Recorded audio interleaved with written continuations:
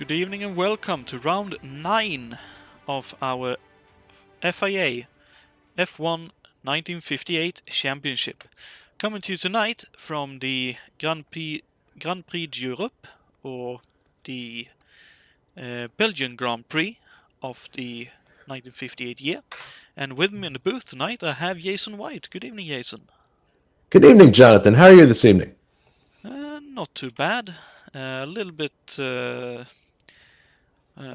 all over the place with everything going on around life, but other than that, pretty good. Cool. Well, there's definitely been a lot of action on track so far. Anders Nilsson, it appears, has taken the pole by almost 3 seconds. Wow. He has set a lap of 4 minutes, 0.003 seconds, so 3 thousandths of a second. So almost exactly 4 seconds. The next person back is Tim Hille with a time of 4:02.999. So that is an incredible performance by Anders Nilsson. That is, I know he's often says, I'm usually not a qualifying driver, but around this place it's nerves rather than speed that is the determining factor, especially with a few very fast corners, among some of which is the Mazda Kink, which obviously is, to many drivers, the allure and the most scary place around this place. Yeah, but at that time on a circuit like this, that is definitely getting on with the program. He's in really good in a really good spot. But Tim Hille being right next to him, it ought to be a very interesting start to the race. No question about that. Definitely so. What does that rabbit mean on the program cover? That is a very good question. I honestly am not sure. I have no idea what that means. I suppose it might be if it was sponsored by the Belgian chocolate is quite famous for being very good. So maybe a Belgian chocolate maker sponsored the sponsored part of the event. That's as good a guess as any. But yeah, there's a lot of interesting things that we're going to be talking about this evening. In particular, championship info for these drivers. There's 2 championships that will be affected by tonight's race: the 1958 one, obviously, and also the Lucas Vidra Trophy. This is round 5 of that series, which lasts 6 races, I believe. But you probably want to take us through the drivers' situation in 1958 first, I would think. Yep, we'll be on that first with the Constructors' Championship, or Manufacturers' Championship as it was known back then. In that, Ferrari still enjoys a lead on a total of 40 points, 30 points ahead of Cooper, who is in second place on 30. Maserati climbed a few points after the last event, going up to third place on 26 points, 4 points adrift of Cooper in the second. Van Wall lies fourth on 20 points, and a further 10 points adrift at 10 points total is Lotus. The drivers themselves sees Tim Hille leading the championship on 36 points, 6 points ahead of Juha Boos in second, and then a further 8-point drop down to Brian Yannick in third. Thiago Canola lies fourth in the championship and has scored 15 points, and equal fifth is David Yates, Anders Nilsson and Peter Hlavac, all 3 having scored 12 points. Now, as far as the championship is concerned, Tim Hille can claim the championship tonight if the following conditions happen. 1, if he wins and Juha does not set the fastest lap. 2, if he finishes second ahead of Juha and Juha doesn't set the fastest lap. Anything lower than a second place finish leaves Juha with a chance for Morocco. So that's something we'll have to keep a very close eye on. Now, in terms of the Constructors' Championship, Ferrari can claim the Constructors' Championship if any of these 3 conditions are fulfilled. One, if Ferrari wins. 2, if the first Ferrari finishes ahead of the first Cooper. And 3, if a Cooper doesn't finish second or higher. So it looks to me like the most likely championship that will be handed out tonight will be the Constructors' Championship, because this is obviously a power circuit. But we'll have to watch very closely those other statistics for the Drivers' Championships to see if Tim can actually claim it this evening. Indeed. And having spoken of the Lukas Vidra Trophy points as well, this being a race in the Lukas Vidra Championship in honor of our good friend Lukas Vidra, who passed away a few years ago. The points will be scored as winning 30 points, second 24, third 20, fourth 16, fifth 12, sixth 10, and then dropping by 2 points each down to 10th place finish. And one finishing in 10th, obviously scoring 2 points. In that championship, Anders Nilsson enjoys a 9-point lead, leading that championship on 54 points. Richard Coxon currently lies second in that championship on 45 points. Juha Boos is third on 39. Vadim Tachak is fourth on 36. And Thierry Knola and Ray Riddle is equal fifth on 30 points. So that's a much closer championship. Probably won't be decided here, but I really will be interested to see what the final round is going to be. If you're on the forum at all, you notice that they leave a little ISO logo where the flag would be for the next round, indicating that they want to keep it secret what the final round would be. The beauty of that championship, the Lukas Vidra Championship, is that it's really a championship that's won by whoever's the most versatile driver, because there are a variety of different disciplines in driving.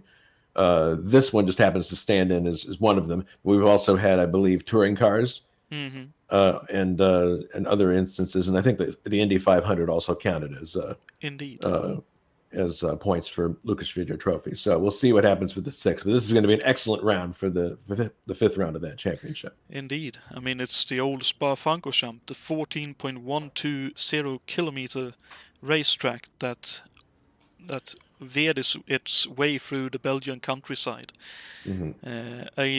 A measly, in modern day terms, 24 laps, but in terms of distance, a grueling 338, nigh on 339 kilometers.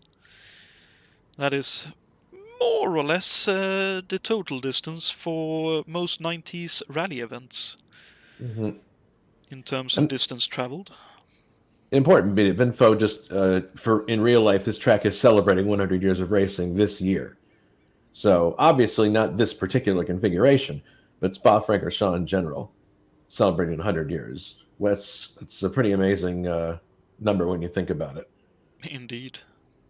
When you think about 100-year-old tracks, you think about Indianapolis and things like that. But I guess, yeah, we're getting up there with Spa. So sure.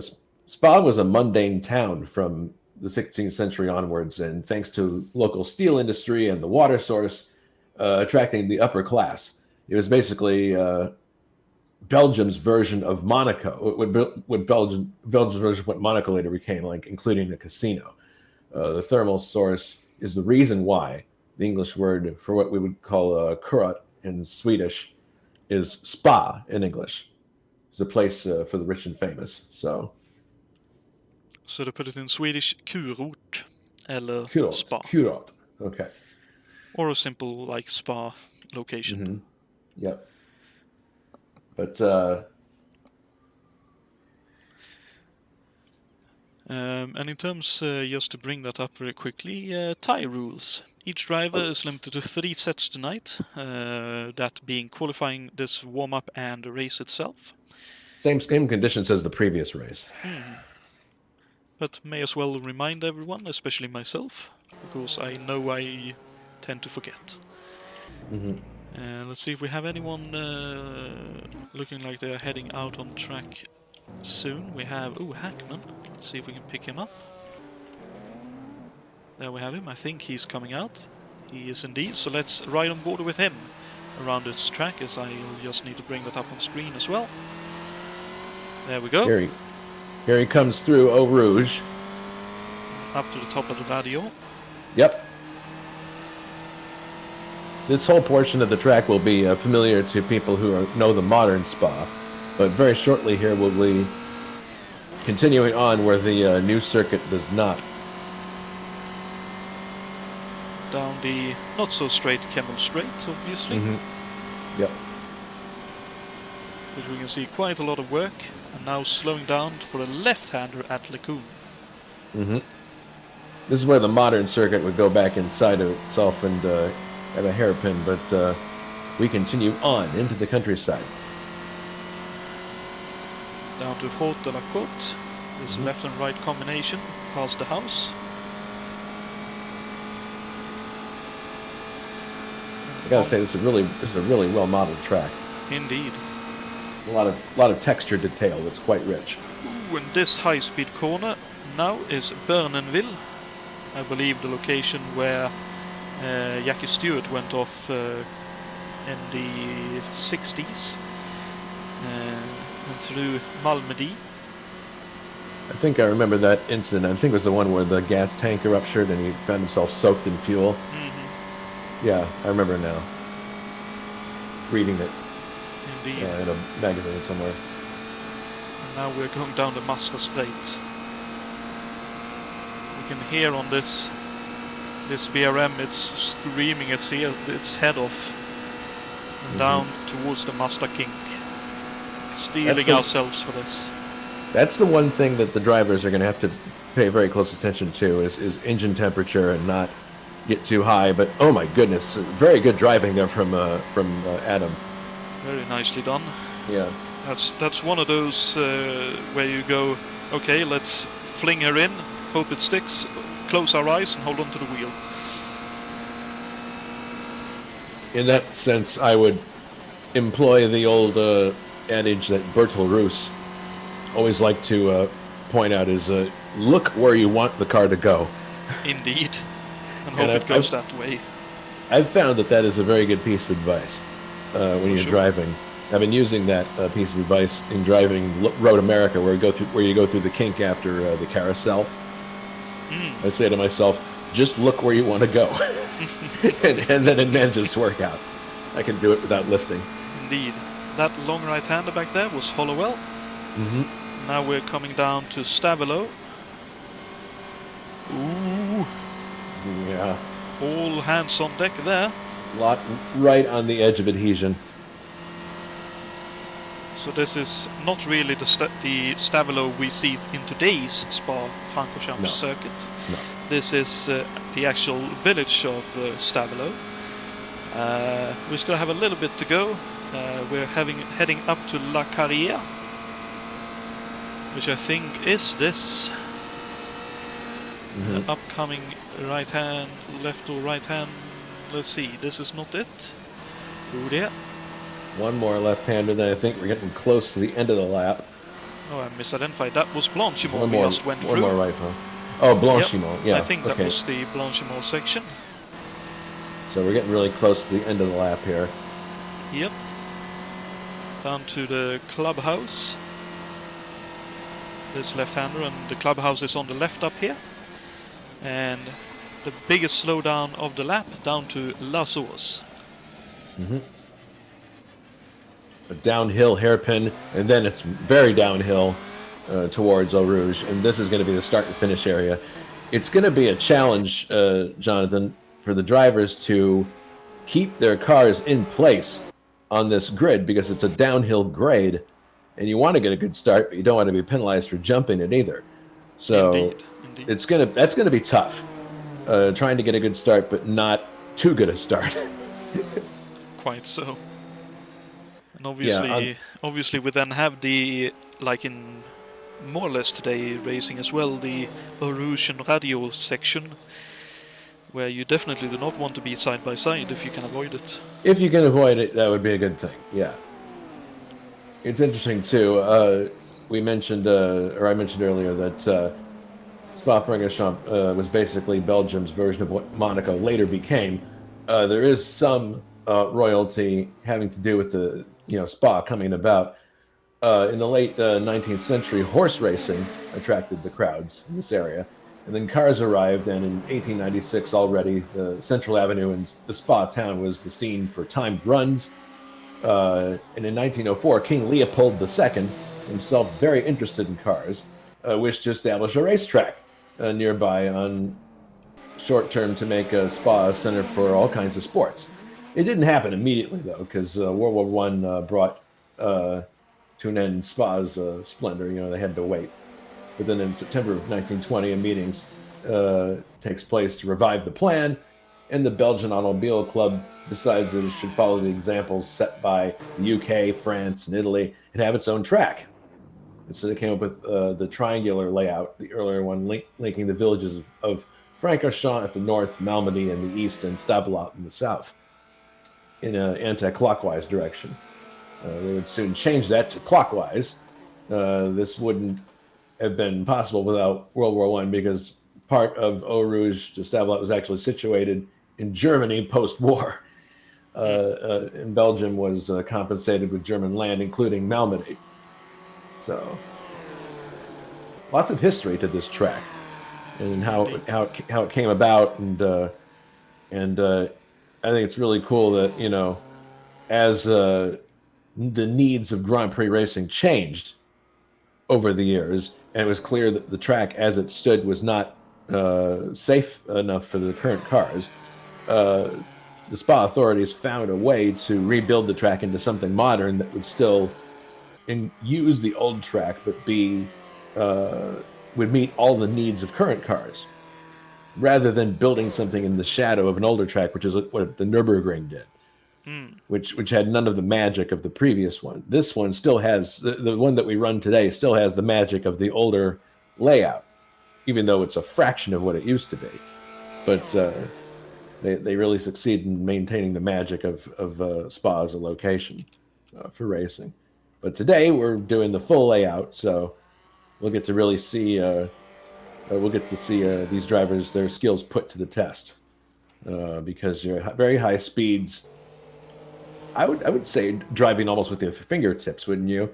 Yeah, definitely. In some of these cases, yeah. It's very much a get a feel for the car and get the car on the limit, but it's also in a couple of places where you really need to try and muscle the car, because you are going very quick, and if you put a foot wrong, obviously the distance to a barrier or a hay bale or a house, a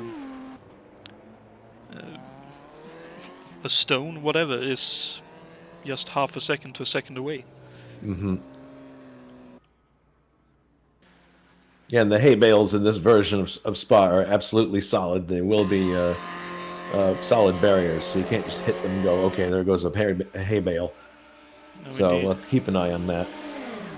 And there's also no barrier between the actual race surface and the pits themselves, which is also going to be an interesting situation. We'll see if any crazy stuff happens there. But the first and most important task of everybody in this race is going to be to get through Eau Rouge unscathed on lap 1. They're all heading downhill. They're going to have to be very, very careful, give everybody plenty of room to get through there, and then hopefully there won't be any incidents and we can be on our way. It's not impossible. We'll have the typical La Source moments that we've seen in recent years, if we're unlucky, but hopefully, considering it's dry. Oh God, do you remember that one year? In 98, yeah. Everybody, if you say to someone with Spa, do you remember that one year at Spa? Everyone knows what you're talking about. I remember watching that on TV as a kid, and my jaw must have dropped to the floor. I couldn't believe what I was seeing. It looked so ridiculous. Yeah, it looked so cartoonish that that your mind told you this can't be real. Yeah, it looks like an old arcade game. Yeah, I know. It was just incredible. And when you think about it, it is, it is a strange place to start a Grand Prix. to start it right before a hairpin like that. But then the other side of that argument is, well, what would you rather do? Downhill to Eau Rouge for the start? Indeed. It's not, neither of them are the best of options. But luckily, I mean, we can laugh about it now, obviously, because nobody was seriously hurt. At least I don't believe they were. But this is going to be a situation where everyone's going to be really careful. It's we're going quite a distance around here. 24 laps is the scheduled distance, and everybody wants to finish. Everybody wants to do well. So it's going to be interesting to see how this will pan out. I'm watching the live timing here for the warm-up. K.O. McKeels has already set the fastest time, and it's 4 minutes 8 seconds, .905. Second is Gabriel Del Piccolo at 409.211. Third is David Saber, 409.438. Fourth is Jakob Fredriksson, your countryman, at 409.632. And then Cezarius Slapinski is fifth at 411.476. So I think, it's right away, it's a 9-second difference between what the pole and what we're doing in race trim. So that tells me that the engines are being detuned quite a lot to save them for the race, because we don't want to see engines blowing up. I'm sure we'll see some engine difficulties along the way this afternoon, but for sure. But certainly people were throwing caution to the wind when they were trying to qualify. In the race, it's going to be a different situation. They're going to want to go as fast as they can without overtaxing the engine, because they want to get to the end. Indeed. So that's what those numbers tell me. That's probably very likely indeed. High gear ranges and hope for the best. Yeah. All right. So it looks like we're moving to the race session now. Yep. And something we haven't mentioned is that the race will start without a formation lap. Somewhat understandable, considering it's over 14 kilometers to do a lap. Mm-hmm. It would effectively be like saying, well, you need to put an extra 20 liters in the tank. Could you do that, please? All right, so maybe even more, but yeah, cars are going to start populating the grid. It probably will be able to only do like the top 10 on the grid before the start. But there is no light system here. It's just a man with a Belgian flag. He's going to wave it. So, which we can see actually from this camera angle to the very right of the right of the track. Mm-hmm. Somewhat, I would say, scarily close to the track, but well, that's. I suppose it's a bit like at Le Mans when they do the finish. There they are. Right. It's a 3-2-3-2 layout. So we have on pole Nilsson, second Hiller, third Slapinski, fourth Santorame, fifth Del Piccolo, sixth Saber, seventh Bors, eighth Jon Tim, ninth Michiels, 10th Fredriksson, 11th Hackman, 12th Ridol, 13th Lavac, Equino 14th, Vremen 15th, Ridol 16th, Miller 17th, Chacon 18th, Amaral 19th, there goes the flag. Olsen some places. We unfortunately already have a drive-through penalty for someone. Let's just climb a little bit up the field here to Santorame, who's in 7th at the moment. Oh, we've already got one car backwards at the base of Eau Rouge. It is Adam Hackman. Adam Hackman has already had some kind of a calamity. No. He is back running, though. Thank goodness. Let's see. I think. Oh, yeah. Let's see. That would be in the blue and white Ferrari. Is Lavac, I think. He unfortunately had a bit of contact with. Lavac himself had a moment down at heading down to Rouge. But leading the field at the moment is Tim Hiller, with Anders Nilsson in second, Slapinski in third. So Slapinski making that Cooper go very fast right away. Yeah, everyone's streaming down through here. Looks like everyone's in pretty good working order, except for Hackman. Although he is actually overtaking Angel May right now, so the car looks like it might be okay from this point on. We'll see. I don't think he picked up any damage. It's simply one of those slight contact to the side, and it's spanned the car around. Mm-hmm.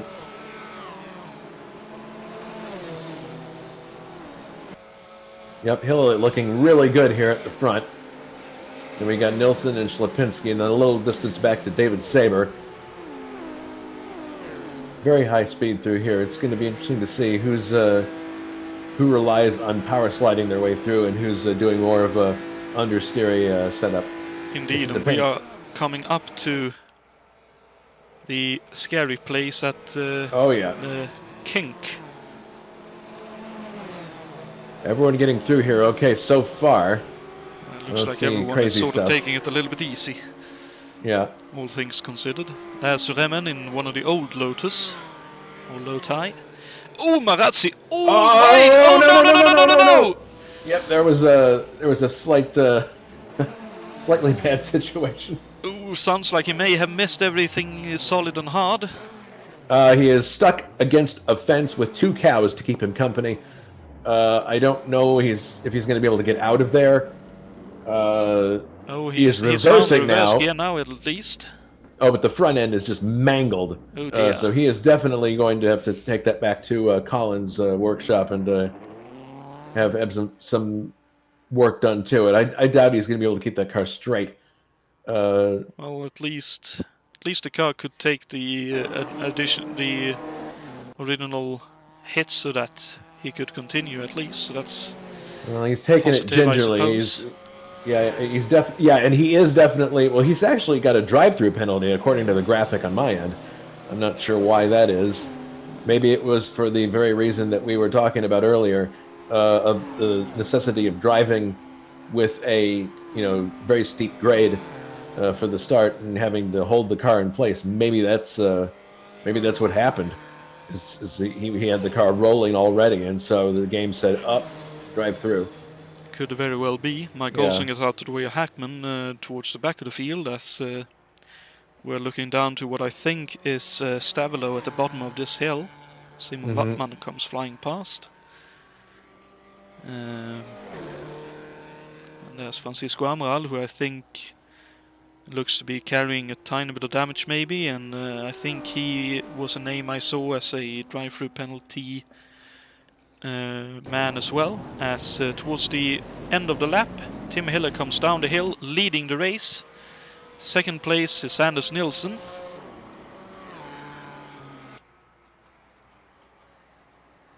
Yep, car is streaming through now. We'll see if anybody peels off to the pits, either because of necessity of regulation or because they have some damage they need to fix. So far, nobody has done so.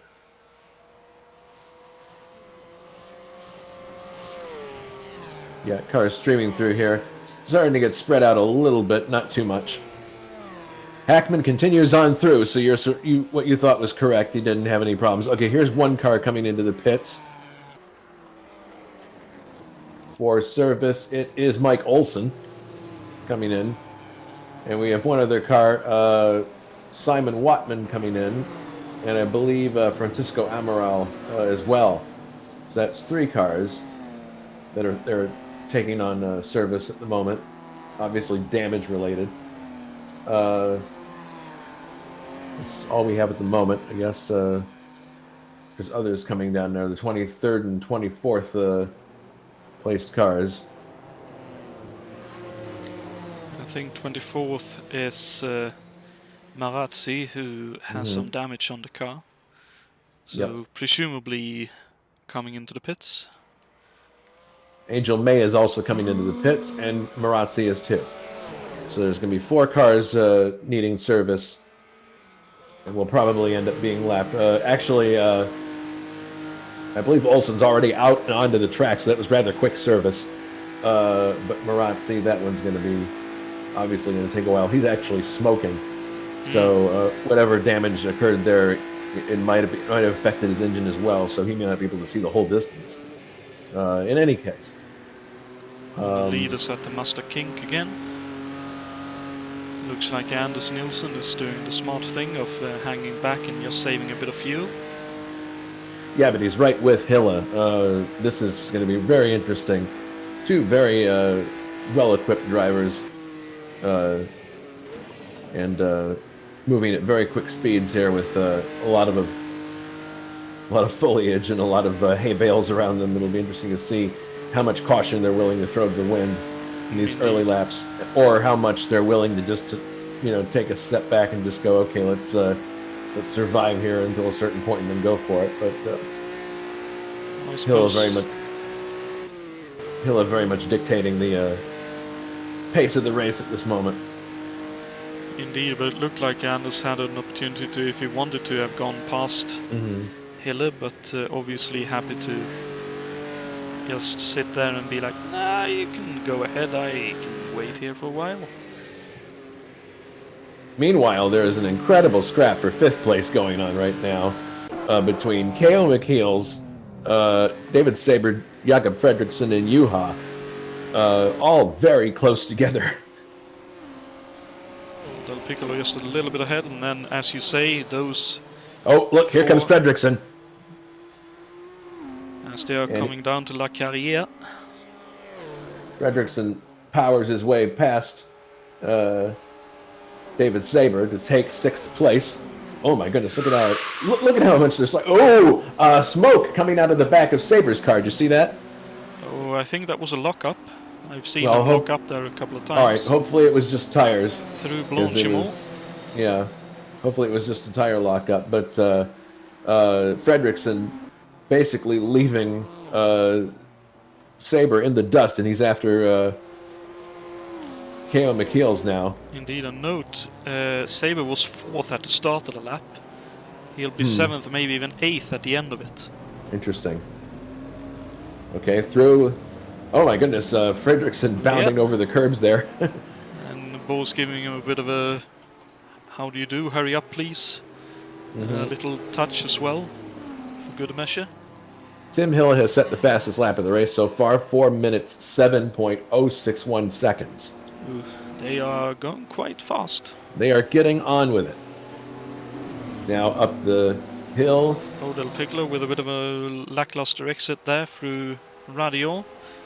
Oh, McKeel's trying to go around outside down the straight here.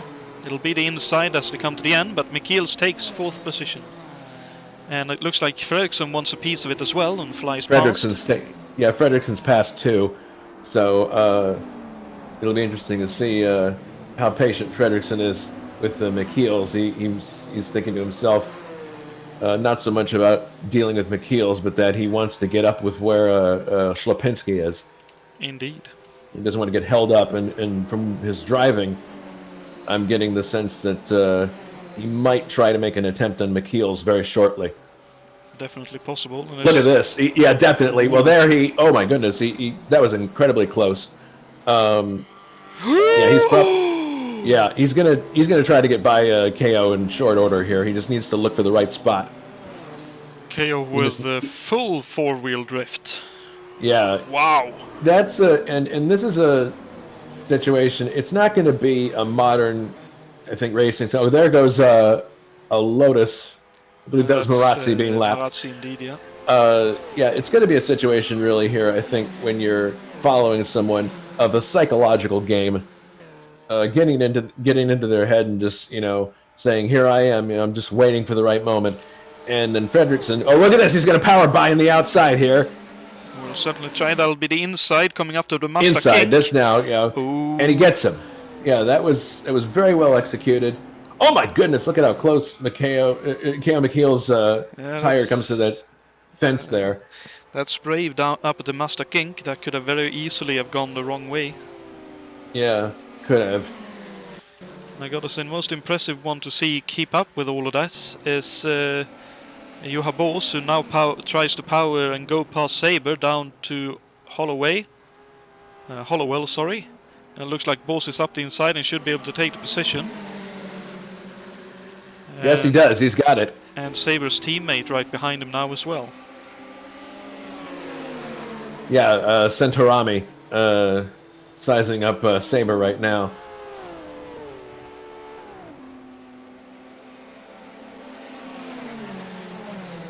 think Saber might be taking it a little bit easy, trying to look after the car there. Yeah, it's probably the case. Considering the history he has had with a couple of retirements. So that's through La Carrière, I think that was. And now a bit of a run up to Blanchimont once again. Oh, Filippo Marazzi has spun out in 23rd place. Looks like he's going to be able to get the thing going again, but he still has a drive-through penalty marker, at least from where I'm sitting. So he's not in the clear with the stewards yet, apparently. Luciano Rocha still in the pits in 22nd place. Francisco has since emerged in 21st, and Olsen is 20th. So, and Watman 19th. So most of the cars that were involved in early instances are all okay. Okay, McKeel's cutting it very fine with the left-hander at the clubhouse. And Saber has retaken 7th place from Juha Boss. Engine power clearly helping around this place. Let's see if Juha is brave enough to do something at the Rouge and Radio. Probably not, but it's a place to try and make a move.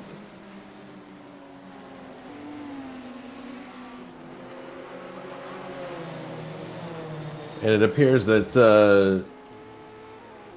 Anders Nielsen has set the fastest lap of the race right now, 406.436. Wow. So he's not going to be falling back from Tim Hille anytime soon. Great news for us, as it makes for a good race. Indeed. As we have Peter Lavac back in a one-off drive, this time in a Maserati. And Grant Vidal here for a one-off drive as well.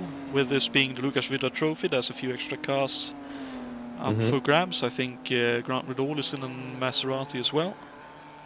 Juha is right with David Saber now and might be looking for a place to get by in the near future.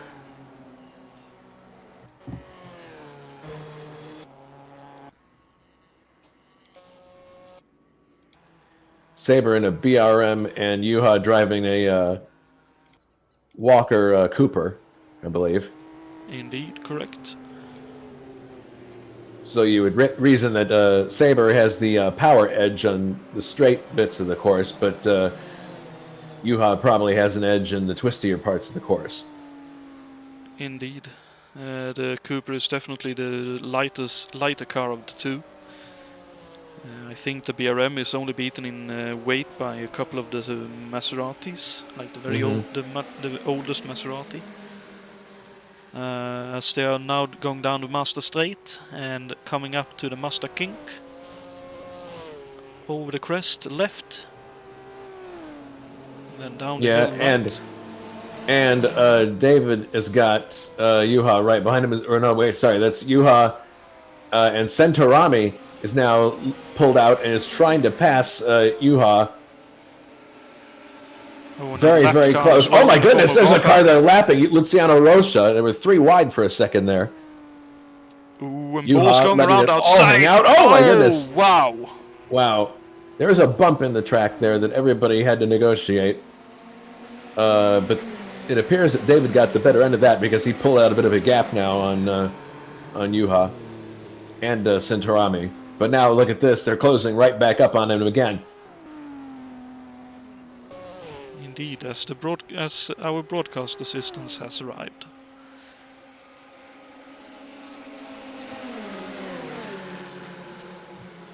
Lucy is here to help us direct this race. Ooh, Boss really going for it through these fast turns, trying to look at this. Get the momentum. Boss definitely, and Centorami is getting impatient back there. He wants to get by both of these cars. Indeed. Well, it's one of those situations where you feel like, oh, I'm a little bit quicker if I could just have some clear air.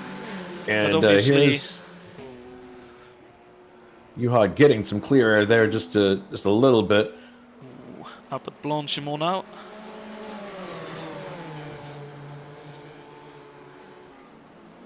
Downshifting now for the next corner. Oh boy. Looks like Centurami backing off just a little bit here, but Juha definitely staying right with David Saber. Look at this. He's right with him now on this corner. Definitely is handling better. Trying to go a long way through. this time. Yep. He scored ahead, but I don't think that'll last. Maybe a cutback though. Oh, he's up the inside. A tiny bit of contact. Another tiny bit of contact. Yeah, bumper cars almost. Oh, and there's a yellow flag down here. Yeah, what's going on? Oh, there's Marazzi back in the pits. Yeah, Marazzi in the pits. Oh, and so Saber holds on. Yeah, he's able to hold the position, but Juha is right there with him still, and Centurami kind of holding station behind the two of them. Indeed. And Juha, I think, maybe getting a bit frustrated with that. No, he's definitely, not only is he getting frustrated with Saber trying to get by, he's also thinking about the time he's losing to Del Piccolo, McKeels, Fredrickson, all those drivers. Indeed. Because this is a Grand Prix race. It's not a situation where a yellow flag comes out and you can close back up again. It's all the time you gain and lose is your own. So, man, this is shaping up to be a fantastic scrap right here. Indeed, and it looks like Anders may have made a mistake somewhere because he's suddenly dropped nearly 7 seconds to Hiller. Really? Yeah, he must have, because yeah, you're right. He's actually falling back closer to Ślepinski now, and Hill is all by himself. So yeah, definitely there was some kind of a mistake made somewhere, probably by Nilsson, and now Ślepinski is closing in on the second place, Anders Nilsson. But all in all, the scrap of the race so far is still with these 3 drivers. Oh yeah, no question about it. Juha hanging right with Saber. As we're going down the Mazda straight again. Here he comes. He's looking for some kind of a hole, can't really find it. It's one of those situations, I think, where as long as he's sitting behind that BRM, he's able to keep up. But as soon as he looks for some clean air to go by, it's effectively like he's hitting a wall and the car just goes and can't pull because of the hole that is. Oh, look at that, Centurame with a great run. Wow. Up the inside and takes the position. Jets right by. Oh, and Ray Riddall has just retired. We also have Grant Riddall out, so not a good day for the... Oh, and Fredrickson has retired too. Sorry, that was Grant Riddall indeed. And Fredrickson retired too. Let's see if we can find out what happened to Grant first.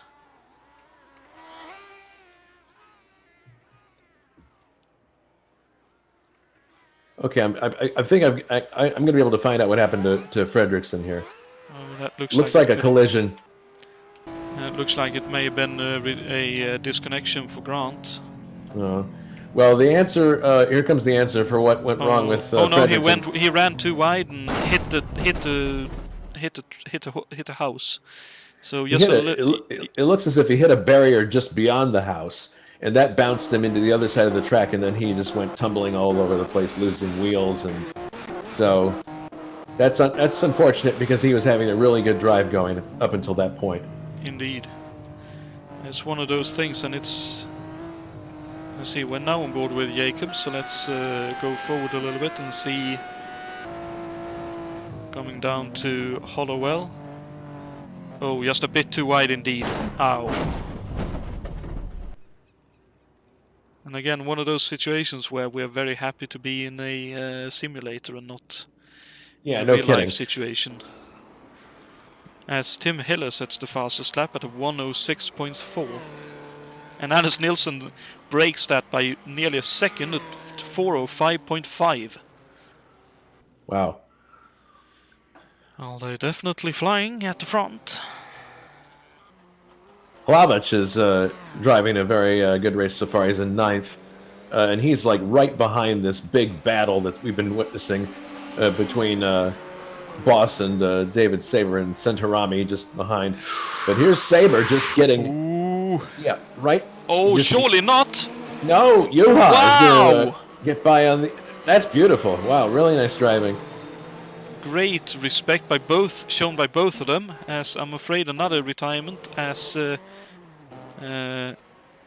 Francois Remen has also retired from this race. Probably due to damage being too much to his car at that point. Or no, I'm thinking of someone else. So Remen, I'm not entirely sure what happened there. Looks like he But went way off the track. Saber back in front of Boss. So these two are just exchanging places back and forth. Oh, so Francois overcorrected a bit of a moment, and that was enough for him to go off the track. And as we mentioned before the race, dangers lurk very close to the road. So the retirement so far, Olsen also out of the race, unfortunately. Oh, that's probably more damage that wasn't repairable enough. And despite all the position changes so far in this battle, it's still status quo. Only difference is they're one position higher up because obviously Ferguson retired earlier here. Angel May also out of the race, unfortunately. Indeed, I think that was on lap towards the end of lap 1. That was lap 1, or lap 2, I believe. Now, Lucy, I know you want to help out, but you don't need to help out like that, you know? That's better. Thank you. All right, so that battle we've been watching, Saber is now coming up to... That's Centorame, who flew by both of them down the Master Straight. Yeah. It'll be interesting to see if Centorame extends out a gap because he was looking very impatient earlier behind these two. Looks like he's at least trying. He's trying to... Yeah, he's extending out a... he's got a gap now. Oh, Yuha. That looked very dangerous.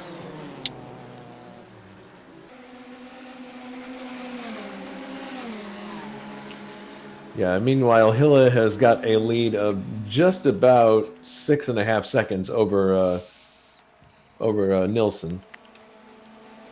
And then in third is Slapinski, fourth KO in the yellow car and in yellow Ferrari, and then fifth is Del Piccolo. They're all kind of spread out and driving by themselves without much trouble. It's where we get into the battle for 7th place that things are still very much animated. I hear a furry purry. Indeed. She was a little bit too energetic with the help with the buttons, so... The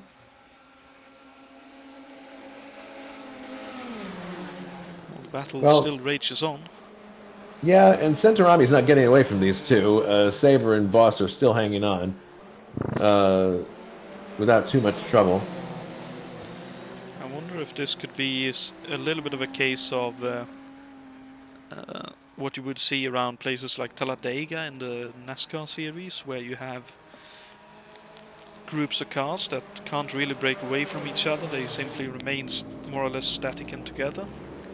It's possibly the case, but here we come now to La Source, and there are cars just ahead that are going to be lapped by this trio, and it could very well have implications. It's not easy to make room when you're being lapped in these cars. There may be the space on the track, but it's hard to do that with the nature of these cars. You know what I mean? It's Saber a little bit wide. Yeah. Oh, sorry, not Saber, Centorame. Oh, look, here comes Boss.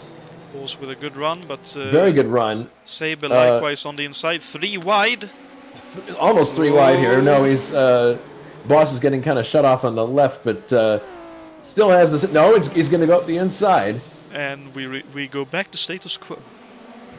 Yep, we're back... we're back to Boss being sandwiched in between Saber and Centorame. I mean, I'm sure they are having great fun together, but it ain't making them much favors when they are passing each other constantly. Meanwhile, I'm watching the what's going on up front via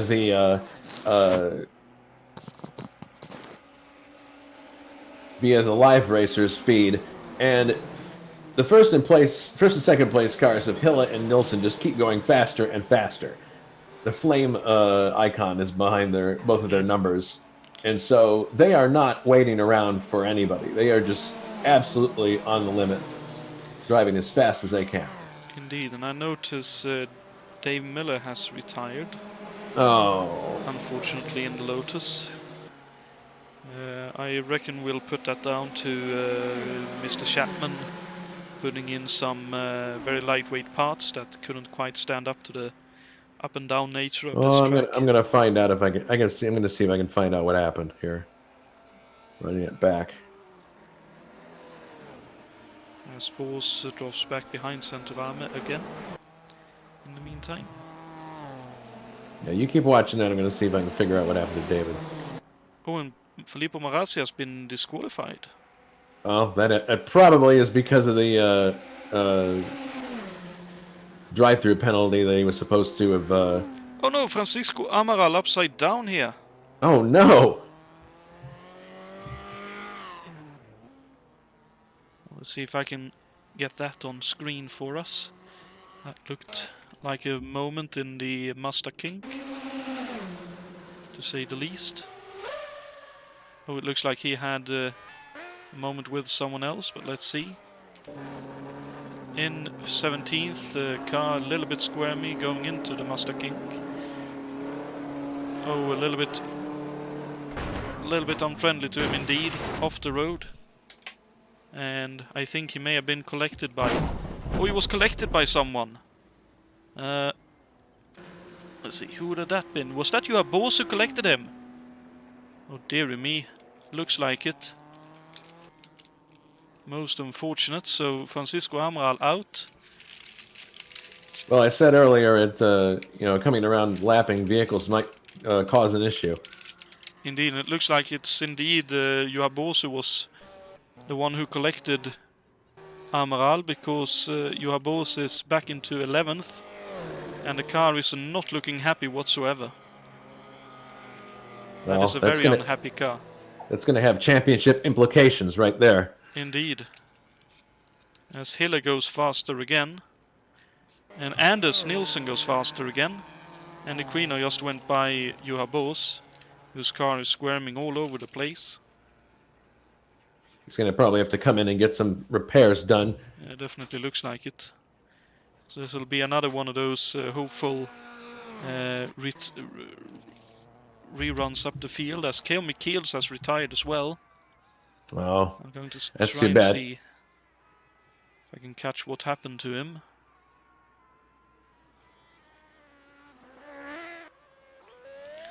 Oh, it looks like an off... let's see, where is that?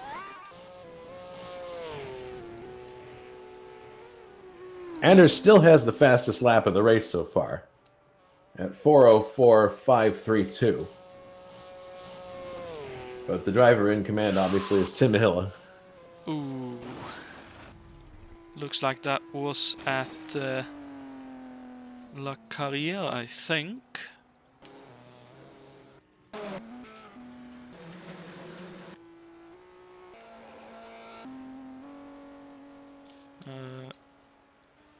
Would have been at Stavelo or La Carrière. La Carrière, I think that was at for Michiels, unfortunately. Just cutting a bit too much on the chicane and ran a bit too wide. And unfortunately the car wouldn't stick to the tarmac enough.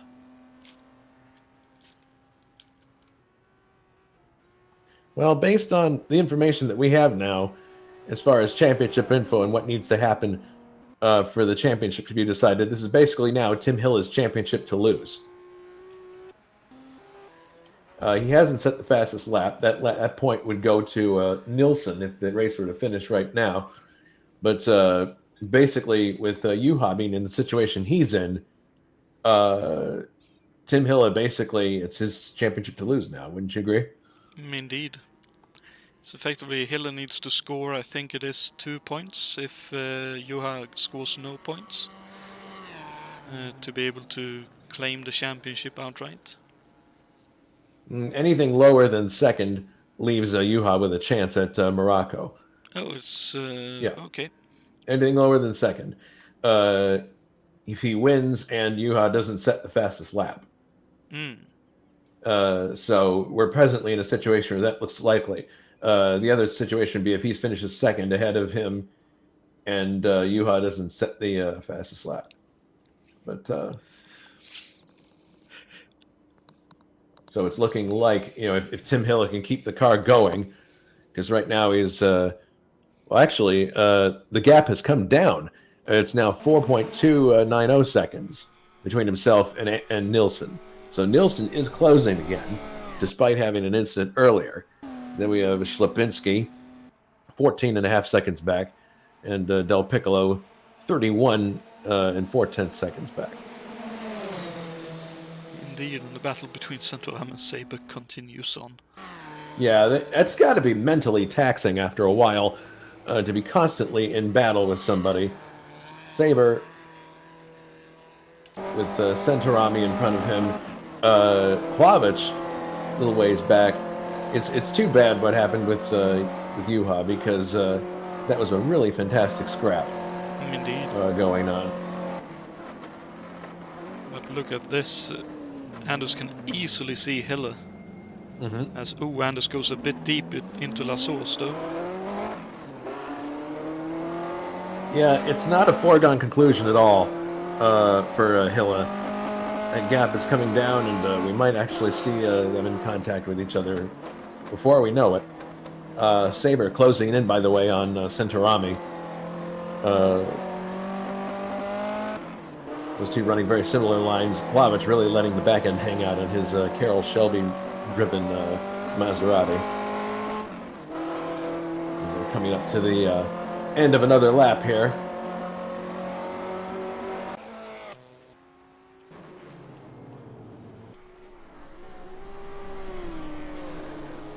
Through the hairpin without any trouble. But I don't know. I wouldn't be surprised if Hlavic eventually joins this battle. Here we got yellow flags because there's people in the pits. There's still Boss, I think, in the pits. Oh, man, that's got to be killing him. Because basically, nobody, you don't wish ill will on anybody, but he needs something to happen to Tim Hille if he wants the championship extended. I mean, the track is so taxing that anything can still happen. Oh, yeah. No! Jon Tim and XIXe had a good battle, but Tim had a bit of a moment at La Source, had a bit of a 180 spin and slightly collected XIXe, but I hope no damage was done and XIXe takes 8th position away. Hauling these cars to a stop is not easy, and especially at La Source. Bringing them to a stop is quite and then getting back in the power can be challenging because of the fact that the circuit is dropping away from you and as you're turning in. Indeed. It's almost an adverse camber situation. Almost. It's definitely an eggshells kind of situation, or in the word of talking about one of the endurance drivers in the United Sports Car Championship of a few years back, he has his pink bunny flippers on.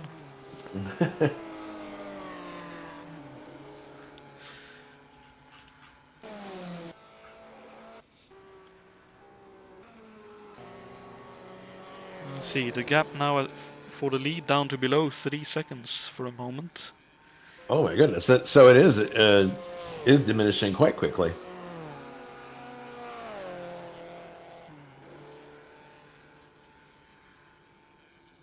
I can't get over how well modeled this track is. It's really, really the attention to detail and the texturing is really, really, really nice. Track surface, the shrubs, everything. It's really, really well done.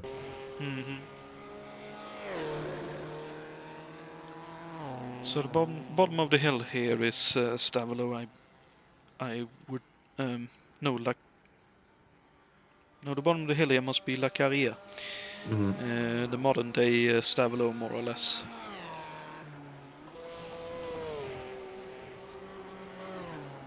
No, it's not either, because that's too close to Blanchimont. This track is somewhat bemusing to try and work out. Too many kinks and turns to be able to be accurate. Anyway, the gap down to nearly 2 seconds now for the lead. And Equino and Tim, I think, is still going at it hammer and tongs.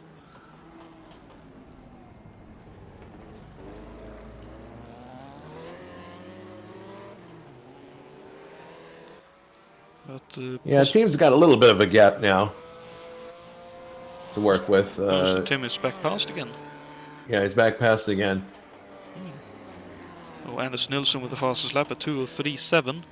Yeah, that would correlate with what we're seeing on the scoreboard. He's definitely closing in. And the interesting part, yeah, Centorami's in 5th right now. Vlahovic in 6th, Saber in 7th, so he dropped back considerably.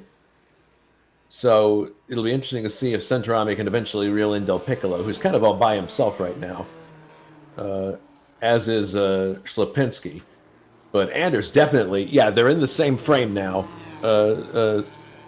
Nilsson and Hilla. 1 second is the gap, so we're going to have a battle for the lead here very shortly.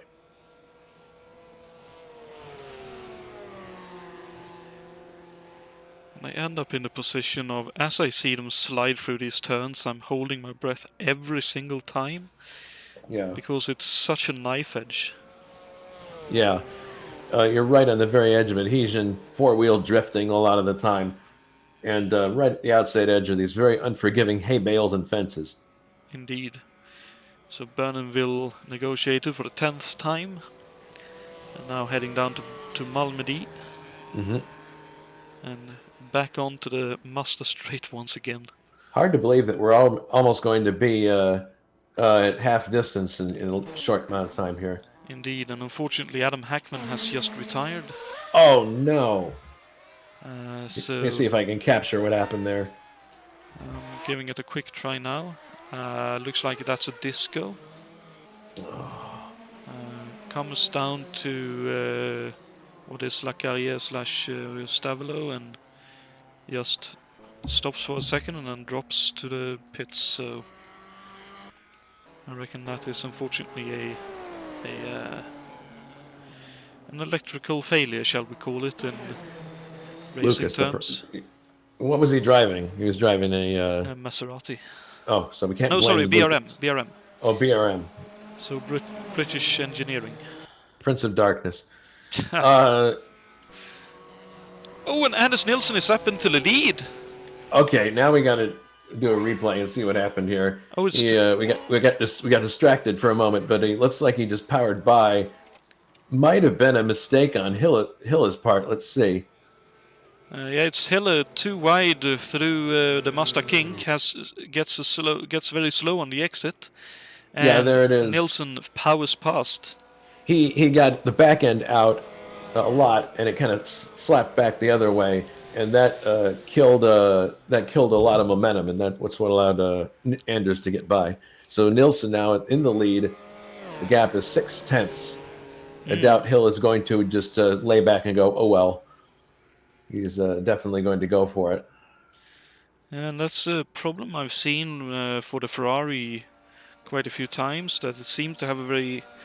It almost drives like a short wheelbase car, if that makes sense. That it's very easy to over-rotate it.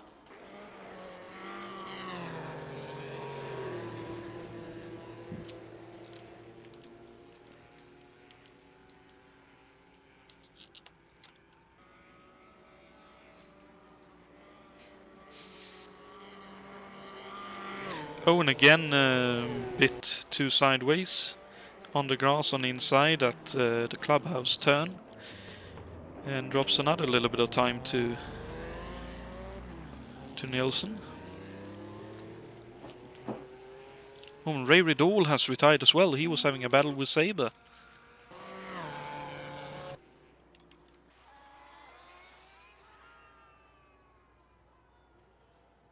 Let's see if we can catch what happened to him.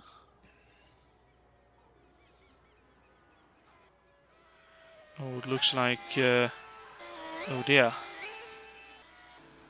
That's up at... Yeah,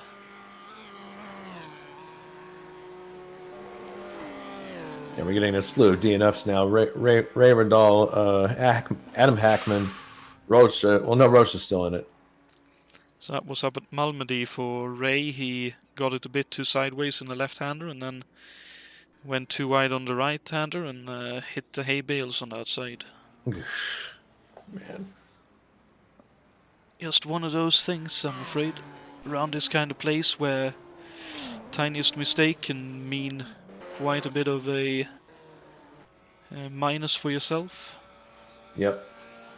Well, we're still in a situation now with Tim Hille where he could possibly wrap up the championship. He's in second place, and he finishes in second ahead of Juha, and Juha doesn't score the fastest lap, then he would still win the championship. Indeed. So that's still the situation that's panning out, even though he's dropped the lead to Nilsson. Nilsson's starting to stretch out a bit, and Hill is starting to struggle to hold on. Well, it was up to 1.7 seconds earlier, and it was down to 0.45. So it is a bit of a fluctuation. Yeah, a little bit. But that is also understandable because these cars are in the way of certain races where you go, oh, I could have, you go out for a lap and you go, damn, I messed up that turn. Well, I'll sort it out next lap, and you you make that turn, yes, perfect. Then you come up to the next one and you go, damn, I messed up that one this time. Yep. Everybody's pretty spread out at this point. So it's going to be a question of can Hille reel back in Anders Nilsson, possibly. Indeed. He may be just taking a bit of a breather right now.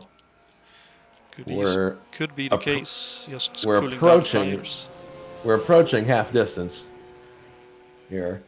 11 laps. We're on the 11th lap at the moment. Indeed. Next lap will mean half distance. And considering we're more or less at half distance, that's bringing up a little question for you all to ponder for the rest of the race. So that you have something to occupy your mind with when the action on the track may be a little bit less packed. So the question for you all tonight is, which of the following engine manufacturers has won the Belgian Grand Prix a record 18 times? Is it A, Mercedes, B, Ford, or C, Ferrari? That's a very good question. I had to guess for that one. I guessed correctly, but it's not an easy question. No, not an easy one because of the length of history that this place that has. So Nilsson continues to lead. Hille's maintaining a reasonable gap. It's up to it's up to 2 seconds now. We'll see what it is when they cross the line down here at the start-finish line. It has increased to 2.3 seconds. So I'd venture to say that, cars handle better at certain portions of the race than others do. I'd venture to say that Nilsson's car, his van wall, is handling better at this stage than Hille's car is handling. Could definitely be the case, and gotta say I'm very impressed with Schlapinski in this race, driving the Cooper. Car not really suited to this track overall, but no, it's power circuit, so definitely the Cooper is not the most ideal car, but it's definitely ideal. We saw Juha making good use of it in the twisty parts when he was embroiled in that battle with Centorami and Sabre. But only some 22-23 seconds adrift after half the race. That's very impressive work.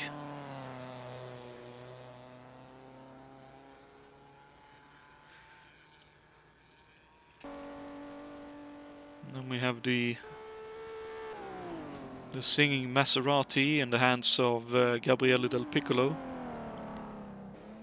in 4th at the moment. An interesting development going on here. Little Alberto Equino, is closing in on David Saber ever so slightly, little by little, each lap here. Wow. So there could be a battle that occurs eventually here, but we've got a ways to go yet for that to happen. Little Al looks like he's struggling with oversteer on his car just a tiny bit, but he's in a van wall like Nilsson is. Maybe he can catch up to Sabre before the race is over. We'll see. It's definitely a possibility. Mm-hmm. Saber's been using the tires quite a bit in the first half, so that could be coming back to bite him a little bit here. But I noticed as well as he blasted past there, Equino has a little bit of damage to the right side of the car. A little bit of a dent. Mm-hmm. These cars will tolerate a little bit of damage at the front or the back and still drive okay, meaning that there's no wings to come off.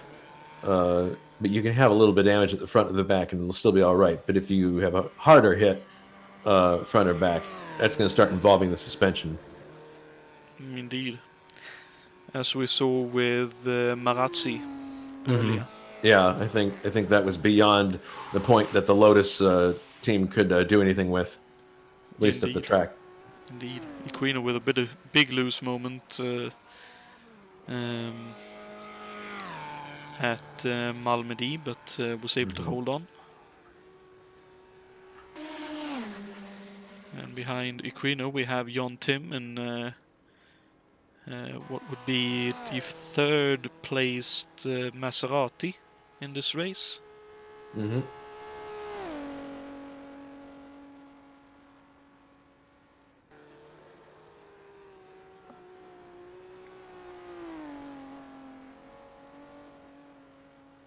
And keeping it nice and steady through the Mazda King.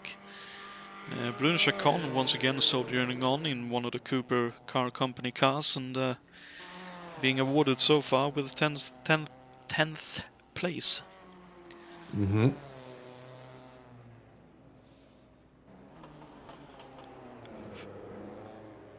See what the gap is now for first to second place. It has increased to 3.6, so Nilsson definitely solidifying his lead in the race and Hilla dropping back ever so slightly. So, but as we mentioned before, he's still in a position to capture the championship. The condition would be that he would be second and ahead of Juha, and Juha not scoring a point for fastest lap. And currently, fastest lap is held by Nilsson, I think. Nilsson himself. So there you go.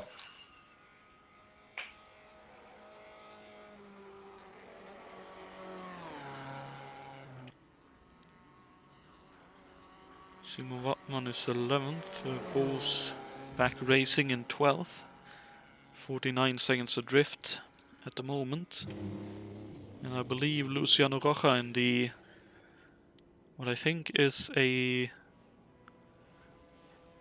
that's a Ferrari, isn't it? It is. In the second of the Ferraris in this race in 13th. And final car running at the moment. Mm-hmm. Yeah, we've been talking a lot about the start-finish configuration that we have after the La Source hairpin. The current start-finish straight came into use 1925. And it's before when the start-finish was located in front of the previously mentioned the customs office. Mentioned that was from a previous note here. But in 1928, the track became fully asphalted, so it was all with asphalt surface. Radion was created in 1939 with insurance money. Many call it Eau Rouge, but Eau Rouge is actually the left-hander at the bottom of the hill. I get this wrong all the time. The hill itself, and thus the corner, is Radion, French for steep uphill path. Well, there you go. Well, it sure is steep, so I get that. Yeah. Yeah, after rain in 1936 and 37 meant few spectators showed up, the Belgian Automobile Club took out an insurance for 1938, and they would receive 100,000 Belgian francs if it rained. And Spa being Spa, it rained, which allowed the club to acquire the terrain to create Radion. So there you go. That's the story behind the creation of Radion.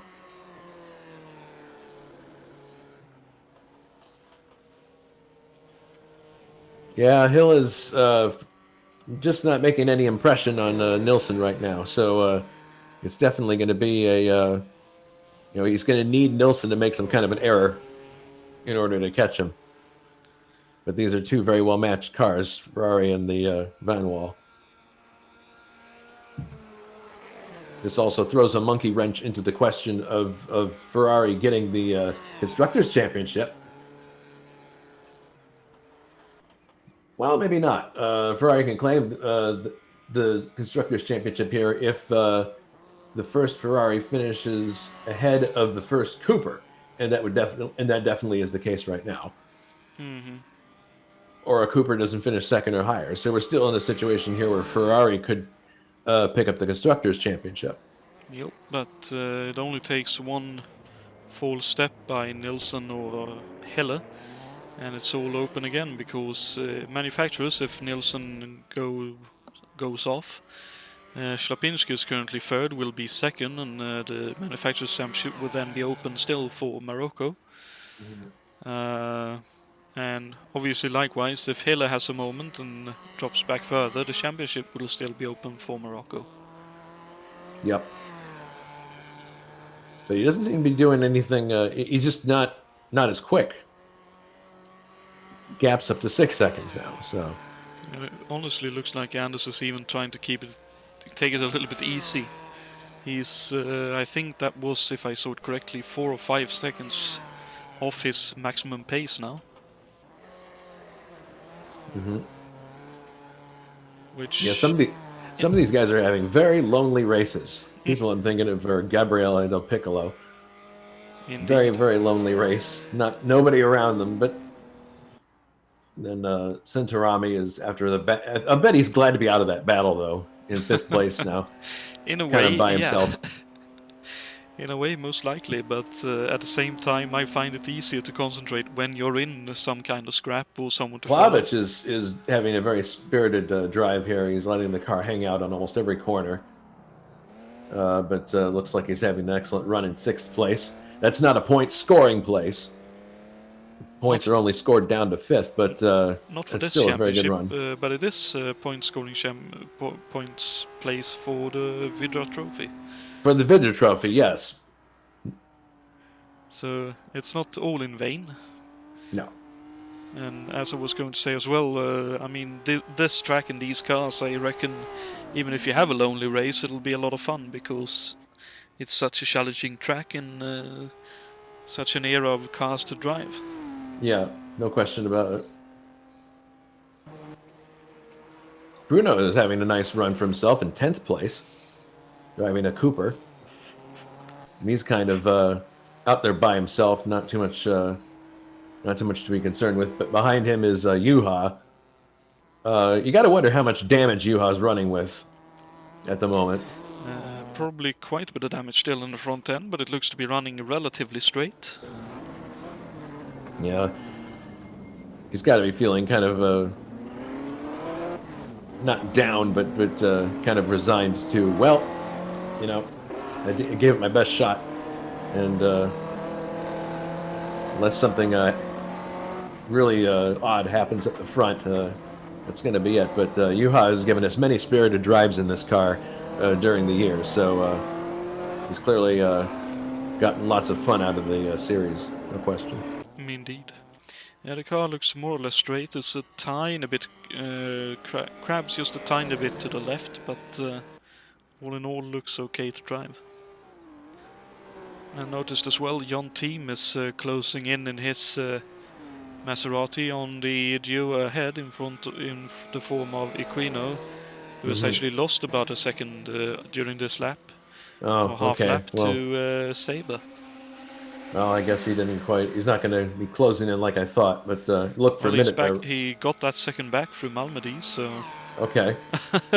it's again those fluctuating times. One corner you gain, one corner you lose. Yeah. But all three of them actually almost in the frame there.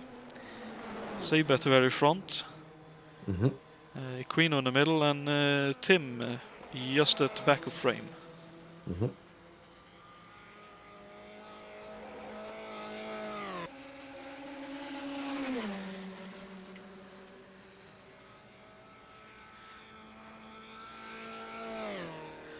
It's so interesting to hear the different engine nodes as well. Yeah, it's a really there's quite a wide variety of cars in this series. We love to point out the variety that's in the like the 70s of engines and chassis and just the variety of approaches. But there's a variety of approaches here, obviously. Front, rear engine cars, different displacements of engines. It's pretty rich series when it comes to that. F1, the experimental years. Yep. In many ways.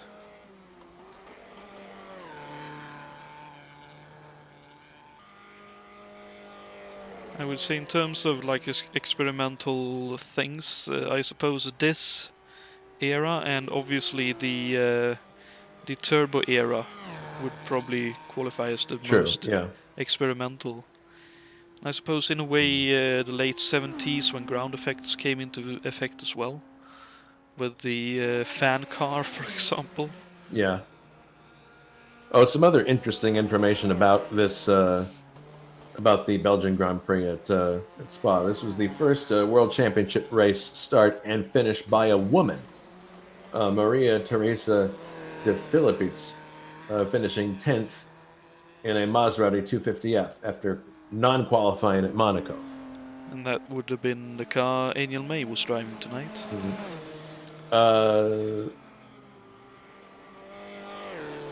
This was the only race of the year where the yellow Ferrari, the 246, appeared in real life. We've had it in other races, but this is the only in real life situation where it appeared. In all the races, David Saber with a spin, XIXe up to 7th. Oh no! I thought that sounded strange. Saber in La Source gets a little bit too hungry on the power. Let's see it again here. Yeah, he comes in. Yeah, just too much power and loops the car. No, it was actually, I wouldn't call it too much power. He snatched the rear brake going in, and then couldn't quite get it corrected in time. All right, so there goes little Al through into 7th place. And then now, and him, Saber and Tim is now 6 seconds adrift from each other instead of the 12 seconds it was before. Wow, that happened so quickly. Indeed. Sorry to cut you off. No, that's fine. It's it's one of those. I'm actually surprised we haven't seen more situations like that at La Source. It's the only thing we've seen so far that involves someone looping it at the hairpin. We saw a half spin as well for Jon Tim. It was when he was battling with XIXe. Oh no, XIXe's off. Big off. And he's out. Same place I think he's had problems at before. Oh man, I really. Yeah, I'm watching it now. He ran a bit too wide, off. Huge off. And it happened like right at I think he like ran into somebody's house. Let's see. See, he took a bit too much on the inside of the left-hander, and then Oh, I see what happened here. He took too much inside the left-hander. Then he went outside onto the grass and slid around and lost control. Ran straight into a shrubbery and lost wheels and everything. So yeah, that was a hard enough hit. He's out. That's unfortunate. That almost looked like one of those where as a driver you look down to check on something like like in modern day, like the brake balance or fuel amount or similar things. Or So back in the day, David's, you look down and check the oil pressures, and just ran out of time to get the ice back up on the road, maybe. so that puts David Saber in 7th place solidly now, and John Team in 8th. Indeed, only Bruno will 3.5 seconds eventually be between. 9th. And you, I think, will be 10th. Tim Hilla can still see Nilsson up ahead. Yeah, it's not gotten to the point where he can't see him. They're both going through La Source right now. Or they're actually a bit further along the racetrack. They are going through Lecombe. Oh, I'm watching replay. That's why. Silly me. Sorry. But they are indeed still within viewing distance. Yeah.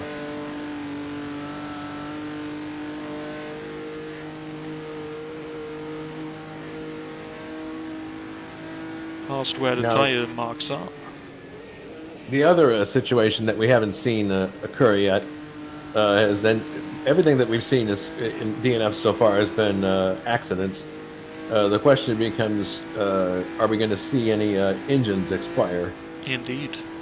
I mean, there's certainly a lot of effort being put through the engine on the long straights and then through the kinks and everything, so it really is going to be interesting as we get toward the end to see who's been taking good care of their engine and who has not.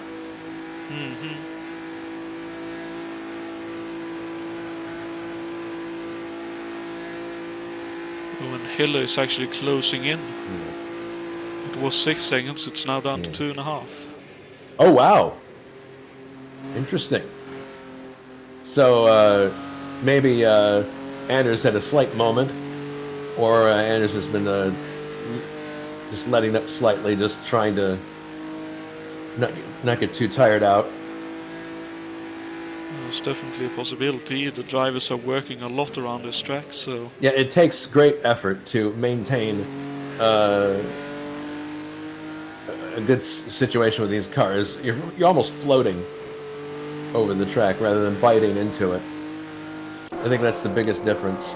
You know, in modern Grand Prix situations, like when I say modern, I mean if like do something like the 70s, with ground effects or with conventional wings, you're relying upon that to force the car down and the tires bite into the road really hard.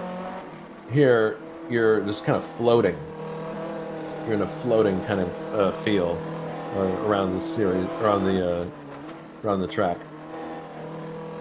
And some of these, it's really hard to watch and not grit your teeth, because they're going through these corners, just kind of floating through, sometimes with four-wheel drifts, and they must know where they're going to end up on the other end of that corner. Have a good idea. Well, it's one of those where you sort of set up the turn 300 yards before it. I would surmise, but I constantly end up coming back to Knock Hill and the chicane there, where Jan Flesch Nilsson, the Swedish expert commentator, effectively said, well, it's one of those turns where you turn the wheel to go into it, you close your eyes and hope you come out the other side alive. Which sort of is the feeling I get from many of these turns, where you set the car up, you turn in and you hope you come out the other side alive. And you do that for, around this place, 24 times for each and every turn.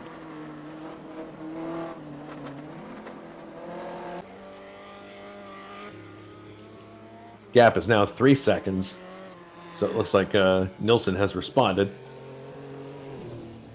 definitely trying to respond at least. Mm-hmm.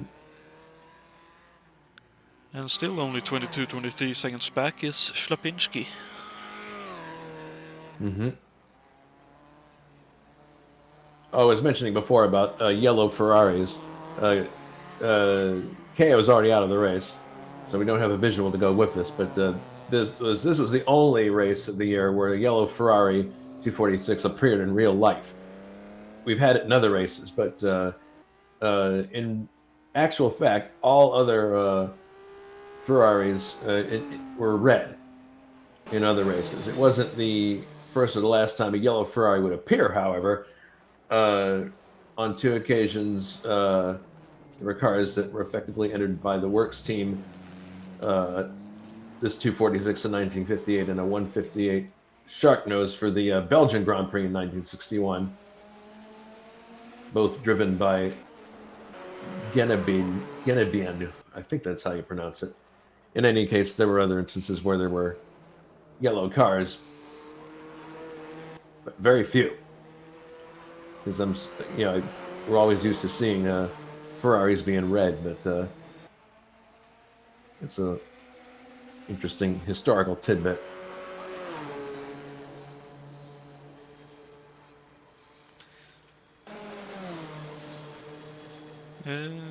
It's more or less,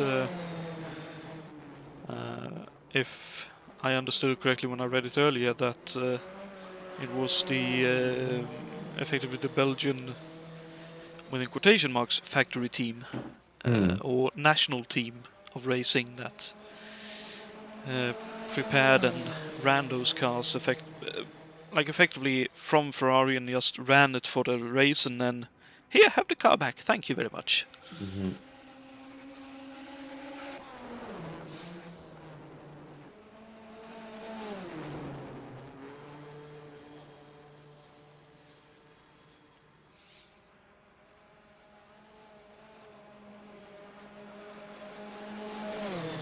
Oh, here's an interesting bit too. The old layout of Spa can still be driven. It's all still there. Oddly enough, which is different than some circuits, like for example Hockenheim, where they've just let the old circuit go to seed. But apparently, you can still drive the old layout. Interesting. Well, is it? I wonder if it's. Team is out of the race. Jean Team is retired. I wonder if that may be the first engine retirement, maybe. What I was going to say is, I wonder if it's similar to Bathurst, where there's a speed limit of like 40 kph, I think, for most of the way around. Let's see, going through Blanchimont. Oh, you've got it. Yep. And going down towards the clubhouse turn. Get the car in. Oh, gets just a bit too wide. Oof. And hits the hay bales on the outside. Ouch. Oh, that's too bad. Yeah, he just clips the hay bales. Shoot. And there's fire. Oof. That's too bad. Sorry to see that happen. Well, I suppose in a way it's... At least it was quick. And in a way it feels like, okay, it was me making a tiny error, that's alright. Oh, the engine blew on me. I'm not happy.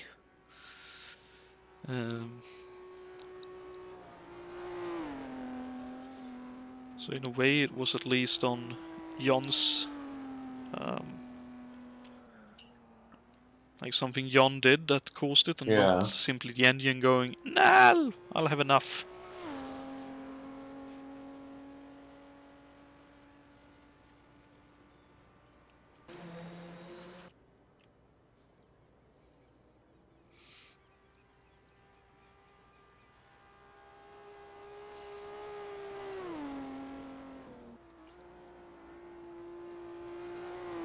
Well, everybody else is pretty well spread out at this point. Nilsson and Hilla gap is about 4 seconds now. So assuming things turn out the way they do, it looks like Hill is going to wrap up the championship. Indeed. If things stay the way they are. A very massive if. Yeah, big if. And Anders Nilsson still is the fastest lap of the race at 4:03.757. So we are not going to. There's no commentator's curse here. We're just saying if things stay the way they are. Indeed, indeed. And I just noticed a bit of a inaccuracy with the track and the time frame. Yeah. There's a guy on the inside of La Source taking pictures. It feels like it went a bit too quick to take those pictures for every single flash. Just a simple note I. Oh my goodness, Juha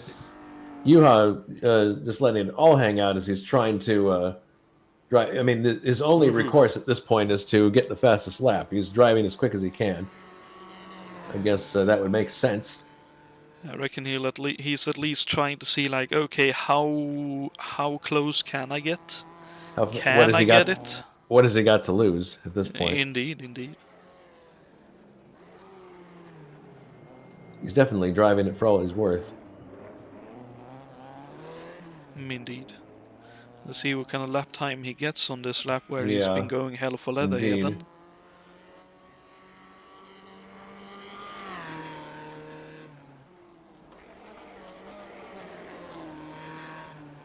Lap time didn't show up for me. Interesting. That last lap was a. Let's see. Would have been the 16th lap for him. Completed.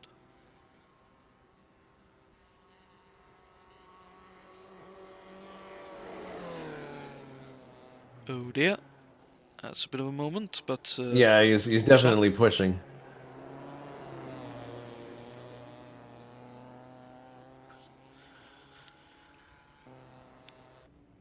Oh no, the Sabre has blown an engine! Oh, well there you go. See, that's what we were afraid of. And again, the BRM engine mishap strike. Dear me. Yeah, new Pope.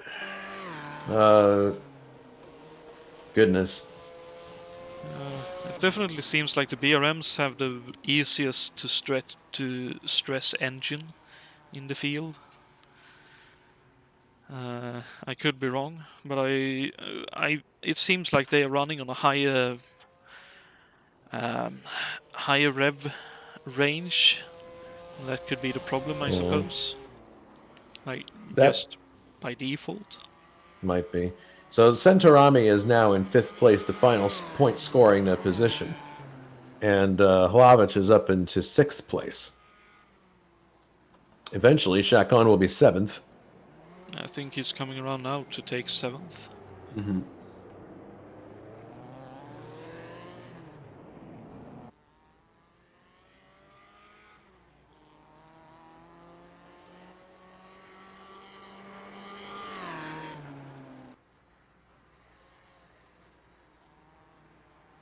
No, he has one more lap to go. Oh well, maybe technically he needs to get up to where Sabre retired before the game says, okay, go for it. That's fine. Yeah, the fastest lap that Juha has completed thus far is 4:11.754. Ouch. So, yeah, so if he wants to get that point, he's going to have to put some nitrous find a lot of time out there. I would venture to say he's probably not going to find it. No, indeed. Well, probably not. If the technology was there, some nitrous oxide might do it, but the only other way I could think of is doing what the Peugeot team did at Le Mans, And just tape the bugger up and let it blow. Mm-hmm. And just hope to get the highest top speed for a lap. Yeah.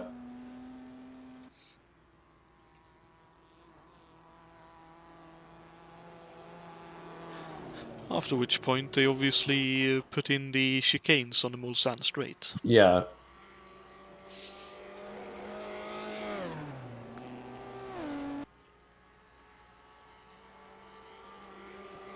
Simon Watman is up to 11th now, and for the Lotus team. So will be top 10 in a couple of yeah, laps. It'll be a top 10 in a little bit. So nice drive for Simon and Lotus. Good for him. Indeed. He's the last car running at this point.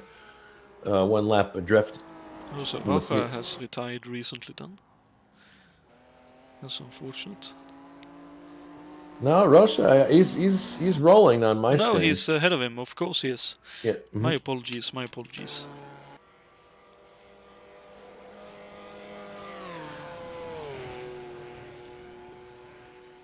That's right. Rocha caught him and passed him a few laps ago. Mm-hmm. Slapinski just lapped Rocha just a second ago.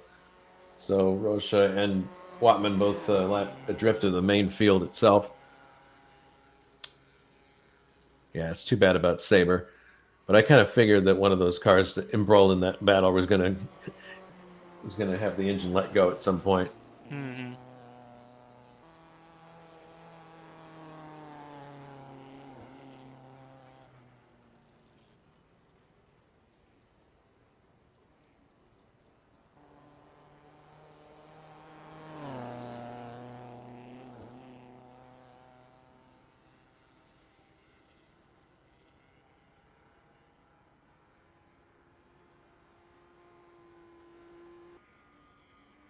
It's also it's tempting to think about the Belgian Grand Prix as a race that happened with relative regularity, but it didn't. There were instances, a lot of times where the track or there were issues with the track or money that would cause the cancellation of the race. For example, the '57 Grand Prix, the year before this one, was canceled because of the Suez crisis. In '58, the pit straight was widened and the track was resurfaced, which is nice. But then it would be canceled again in 1959 following the dispute over start money. And in 1969, due to the withdrawal of many teams because of lack of safety, and again for safety reasons in '71, that would mean that '70 was the final Grand Prix on the long layout. I wonder which year of those was the one that Jackie had his accident. I'm trying to remember. I think it was 66 or 67, maybe.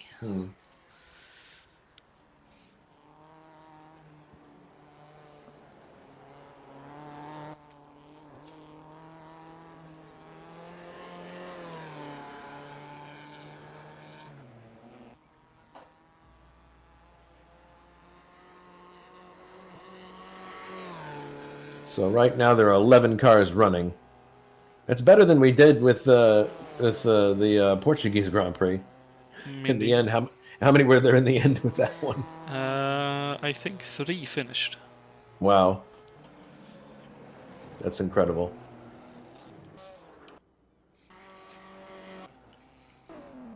Yeah, Slapinski's driving style is very different than I'm noticing than the style of Tim Hilla or Nilsson. He's just basically four-wheel drifting it through each corner. Mm-hmm.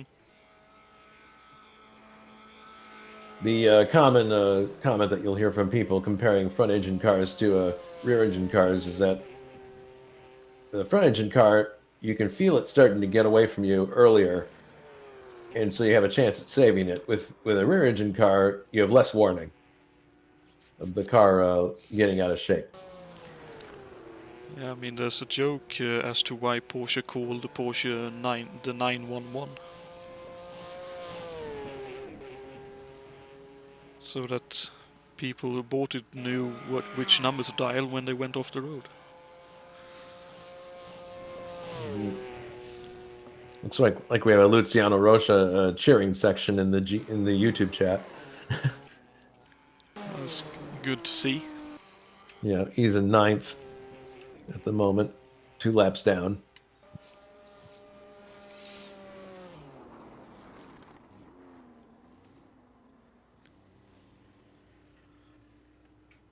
Yeah, there really isn't much in the way of actual racing action going on at this moment.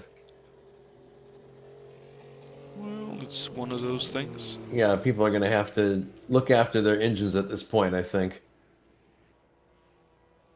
But it's not a situation of reaching down and turning a boost knob. You got to do it by maybe lifting a bit here and there, and hopefully you've geared the car properly, so you won't have an issue there. Indeed.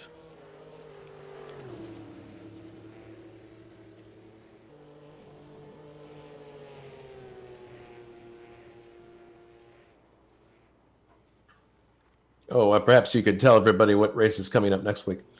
We could definitely do that. We have next Sunday the Living Well / Provimi 200.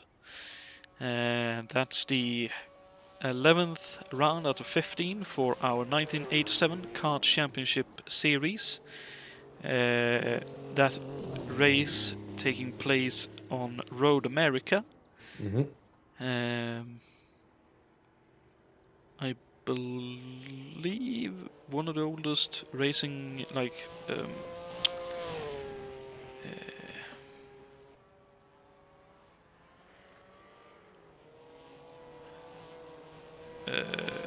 what is it called? Not temporary, but Purpose-built racing purpose-built facility. racetracks. Yeah, purpose-built road courses in America. I don't know about the oldest, but it One definitely is. It's definitely one of the best. For sure. A true driver's track, a 4-mile circuit, high speed for a lot of it, and the corners that are in between all those high-speed sections are very, very challenging. It's a fun track to drive. So. It's promising to be a very interesting race. After a quick check, Jackie Stewart's accident took place in 1966. Okay, all right. He had won the Monaco Grand Prix in the 2-liter engined car. They technically had a 3-liter H16 BRM engine before. But then at Spa-Francorchamps, that accident more or less sparked his drive to improve safety in F1. Yeah, and if you think it's dangerous driving this track in race cars with 4 wheels, imagine doing it with 2 wheels. In 1921, the first motorcycle race was organized on a 15-kilometer track entirely on gravel. No, thank you. I'll pass. Yeah, I'll stay off the 2 wheels as well.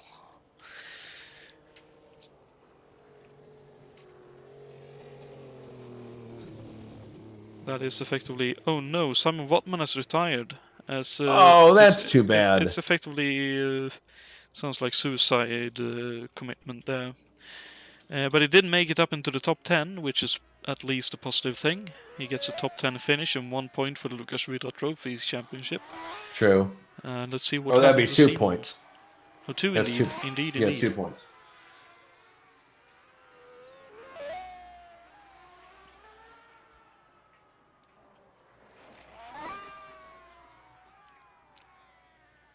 All right, so we're getting down to 4 laps to go now for the race. Looks like it happened quite a while ago, but... looks like it happened up at Stavelo La Carrière. Oh, just a bit too quick into the left-hander up at La Carrière and ran a bit wide and collected a electricity pole on the way. Oh shoot! So someone's going to be out of luck when their favorite TV program is on. Oh, no. Possibly. Well, probably radio program. 58 very early televisions may have been around then, but Yeah, but I'm thinking probably radio was more more prevalent. prevalent indeed. So 5 seconds now the gap. So I think Hille more or less has decided, nah, I'm happy to take second here and win the No, he championship. knows. He's probably well aware of the point situation and knows Mm. knows what's going on. He knows that the chances of him setting the fastest lap are slim. He knows that he's in second place, and he's probably done the math himself, and knows that he doesn't have to catch Nilsson to win the championship. Again, the scenarios for the championship, as provided by Juha, and we thank him for his research ahead of this race. Tim can claim the championship if he wins and Juha doesn't set the fastest lap, or if Tim finishes second ahead of Juha and Juha doesn't set the fastest lap. And that's the situation we're in right now, is that scenario. Anything lower than second leaves Juha with a chance at Morocco, but I don't see Tim Hille having that would require Tim Hille having something happen to him that would allow Cesarius to catch him, but very, very unlikely at this point. Indeed.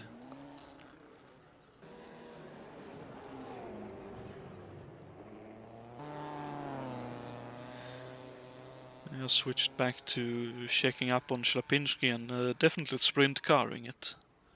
Mm-hmm.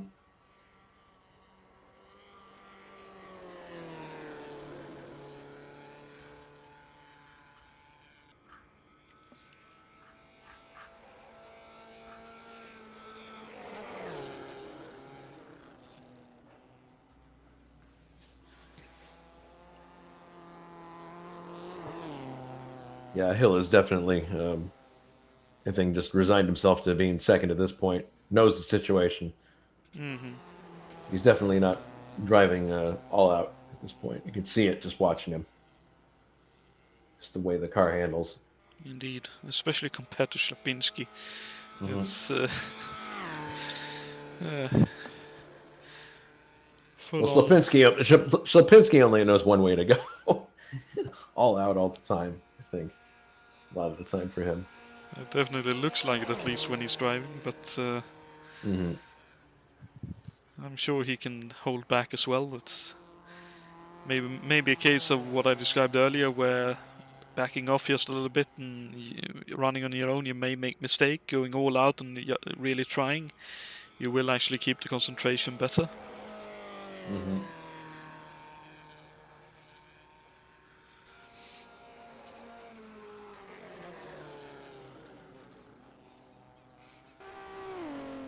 The other thing that's interesting about this course is we live in an era where if a course is built, it's usually funded by some industrialist or something. Mm-hmm. It's private money. But this is back, post-war, when they started to rebuild in 1946. The government invested 5 million Belgian francs. That's 125,000 euros adjusted to inflation. It's actually 11 million adjusted to inflation. And the track became national. The Stavelot hairpin was replaced with a banked turn, which you can see that in a lot of the different variations of the track layout, where the Stavelot is a hairpin or has a banked turn.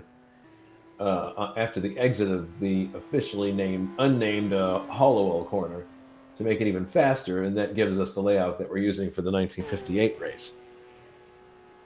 But that's one of the definite corners you can pick out watching the cars go around, because it has a definite bank to it. So that's the one Gabriele Del Piccolo went through just a little bit ago. Yeah. So this then is La Carrière coming up down here. The very place there where Wattmann went off. Mm-hmm. All you got to do driving these things is have your attention wander for just a second. I wonder what's on MeTV tonight. And next thing you know, you're tangled up in a tree. So definitely can't do that with these cars. No, indeed. Oh dear. Del Piccolo just had such a moment, ran a bit wide. Down at Blanchimont. He's got a car he's got to overtake here. I believe that that's is Rocha, maybe? that's Luciano Rocha.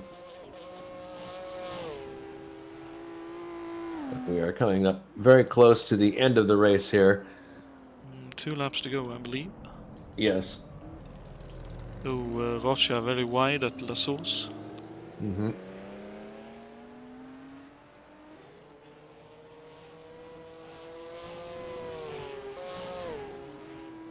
Yeah, if I were Slipinski, I'd reel it in a little bit now. Just try to finish. He's using every inch of the track that he can.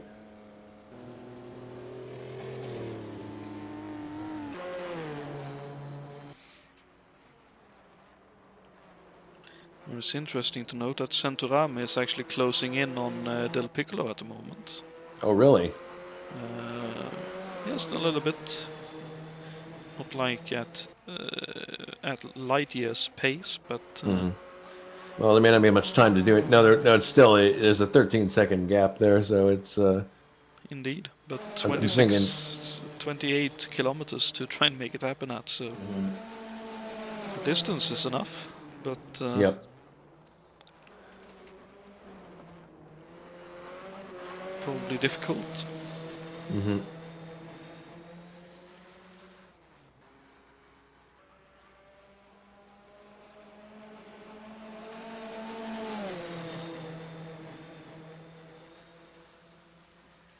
Yeah, Centorami's driven a really good race. Sure. Entertaining from our end, but to finish the top 5, he's really looking really good throughout.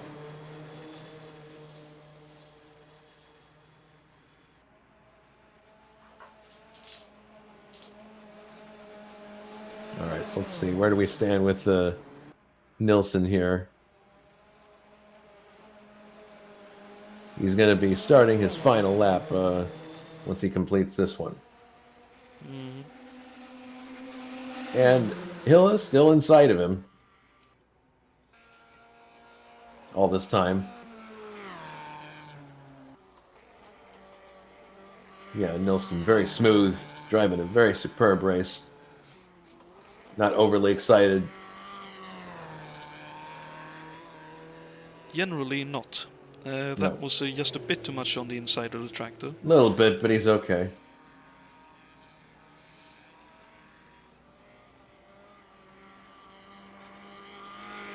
Barry Lynn wants to know if we did the trivia answer yet.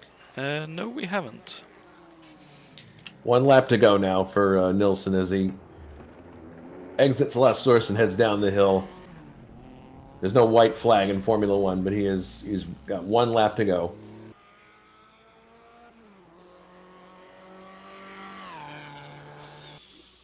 "14 kilometers left." He negotiates Eau Rouge for the last time. No histrionics, no silly stuff. And up to Radio and still there he goes. Nice and safe.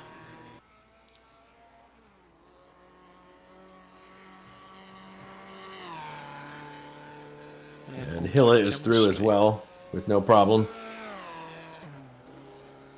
So that's one of the more difficult portions out of the way, relieving some of the stress, I'm sure, for both of them.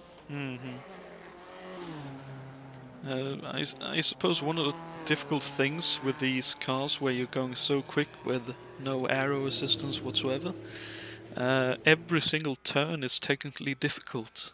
Because you make a tiny error and it all can happen very quickly.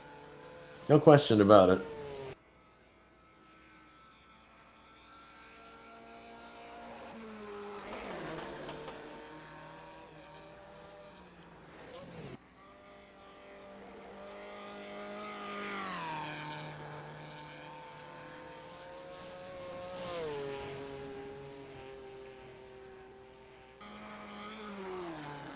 Through Malmedy and onto the Master Strait. Mm-hmm. So coming up to the... Juha up to 8th place and definitely still driving with very spirited drive. For in sure. spite of everything, you can't say it was for lack of effort. No, indeed. Up to the Master King. For the leading duo. And as Nilsson gets through, okay. Mm-hmm.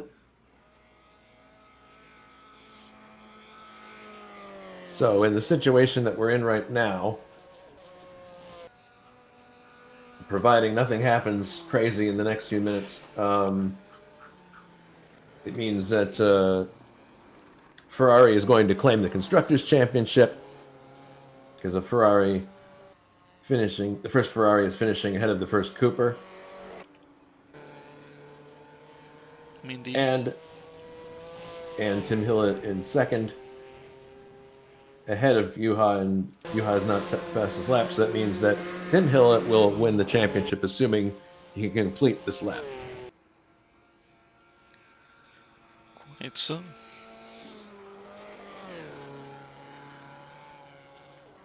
Nilsson, very quick through this section here. Indeed. Up to La Carrière. Mm-hmm.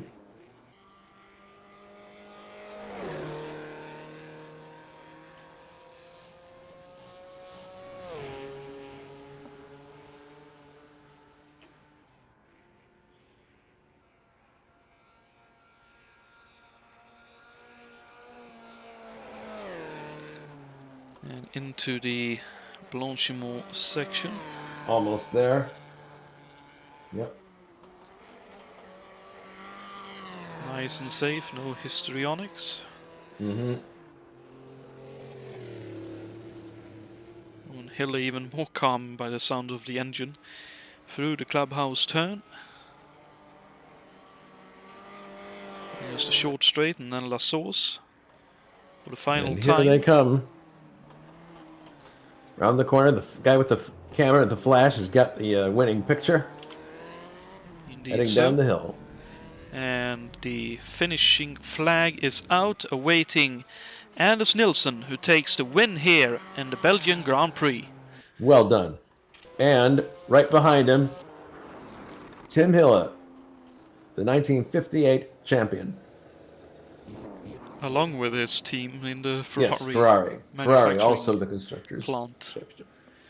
Fantastic effort. Absolutely from both awesome of them. drives. Great drives from both of them. And in third place, likewise, coming up, here's Hilla doing donuts, realizing the situation. And here's Slapinski just exiting La Source. And he's going to take third place. Great drive from him.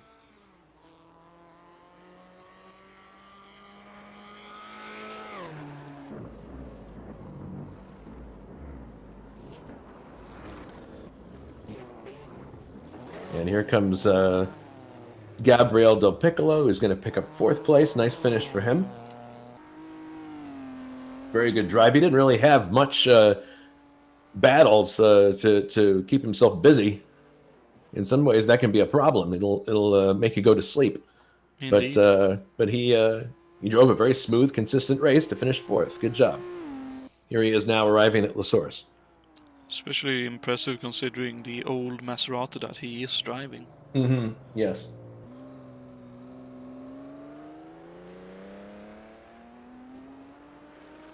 And here comes Centorami as well. Nice. Another great drive in an old BRM. Very, very nice drive. Indeed.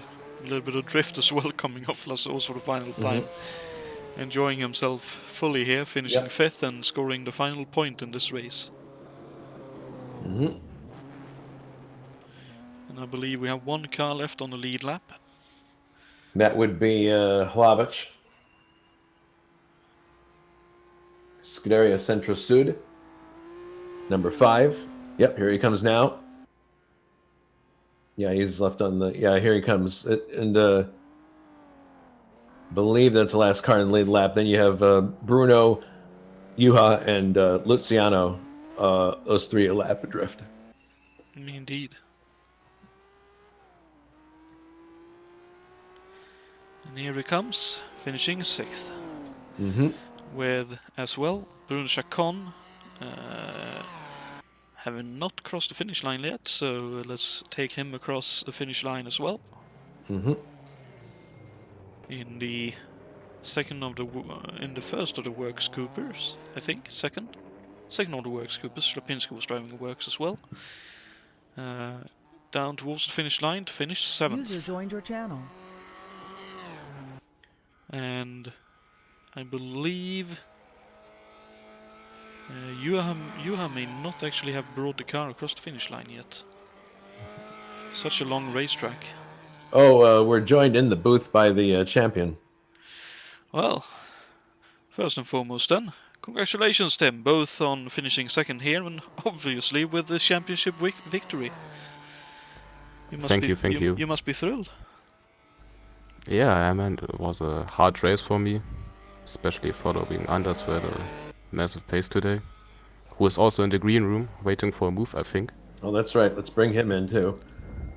And yeah, it was a hard race, not as long as a race as the other ones, but yeah, I'm happy to get to have won the championship now. Oh, and Juha blows the engine coming across the finish line. Wow.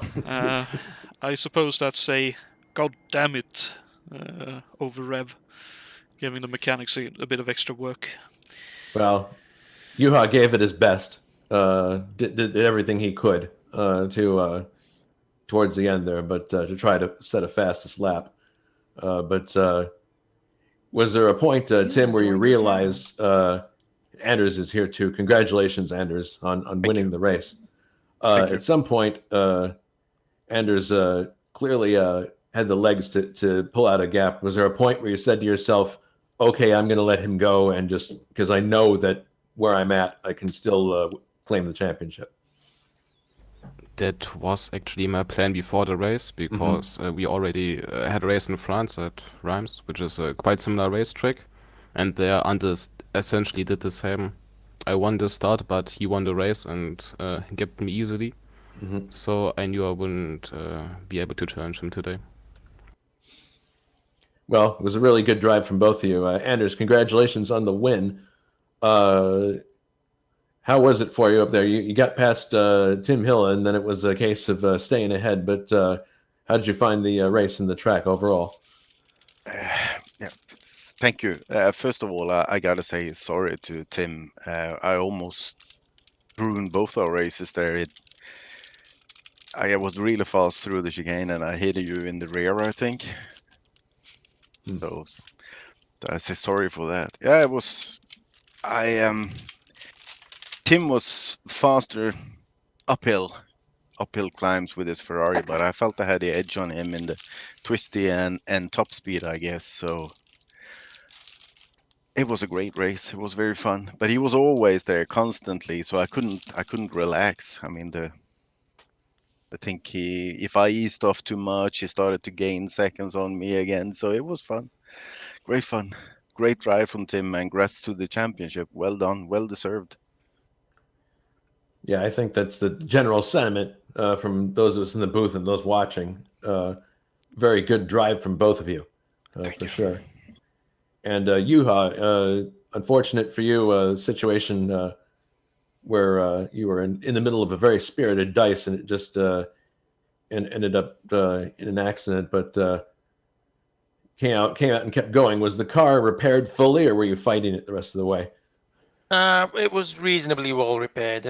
I think it was aerodynamically slightly down on before, but well, it didn't stand a chance before the accident, so it certainly wasn't going to do much after it. So it's just a case of bad timing, really. I was hoping to pass the BRMs. Prefer to be in front of a group if anything happened, but instead I went wrong. Well, too bad. But anyway, I could have never done anything against him, so well done to him. Well done on taking the championship. Well deserved.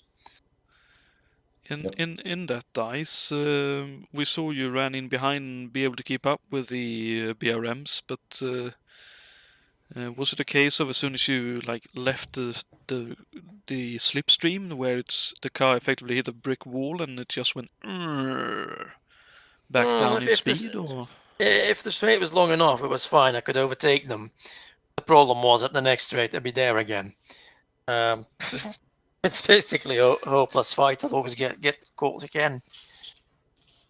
I did my best, but it was hopeless. And sometimes I just backed off because I knew I'd go over my rev limit if I stayed behind them. But well, car didn't have the leg. Well, mine didn't. Cesarius did a better job with it. But well done to him as well, by the way, for getting third in that car. I couldn't keep up. So. Yeah, he certainly drove the wheels off that car. Looking ahead towards the final round of the championship at Ain Diab in Morocco. Championship decided. Will it be a all-out dice to see who is the fastest there, or will it be more of a careful drive? Do you think? You lose now, so I'm just going to try flat out. Not the rev limit. So it's lost now, so go for it. Well, I got the same approach. I can't lose at this point, so just have fun. Anders can still take second off me, by the way. Can I? Yeah, strangely enough, you might still be able to do that. Yes. I might have to do the same dance before the race as I did now then, because now the You will- engine didn't blow. You will need to win and take fastest lap, Oof. and Oof. I cannot score any points. If Oof. Tim's gonna go for a flat out, I don't know. Then it's gonna be really tough because he's fast. So yeah. Well, it'll be an interesting race, no matter what. Congratulations once again, Tim, on the championship, Anders on winning, and commiserations, Juha, on what the race became. But good driving and good fighting for the championship here. Mm-hmm. Still enjoyable. So That's We got a trivia question to answer now. We have indeed. So if you guys want to, you can join in as well. The trivia question for tonight was which of the following engine manufacturers has won the Belgian Grand Prix a record 18 times? Is it A, Mercedes, B, Ford, or C, Ferrari? Now, keep in mind, it's not manufacturers; it's engine manufacturers. Is it B, Ford? B, Ford? B for Anders. Any Yeah. other bids? Well, I'm driving a Ferrari, so my answer is obvious, I think. Okay. I'll go with Ford as well. Alrighty. I know Alien May answered A. I think BL went for C, if I don't misremember. And the correct answer is C, in the form of Ferrari. Congratulations, Tim. Winning everything today. Yeah, you are. Good job. Good job.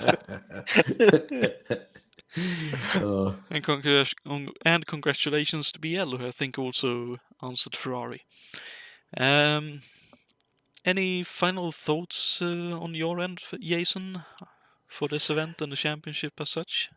No, only that I think Tim should be really thrilled to win this championship because these cars are a real handful to drive.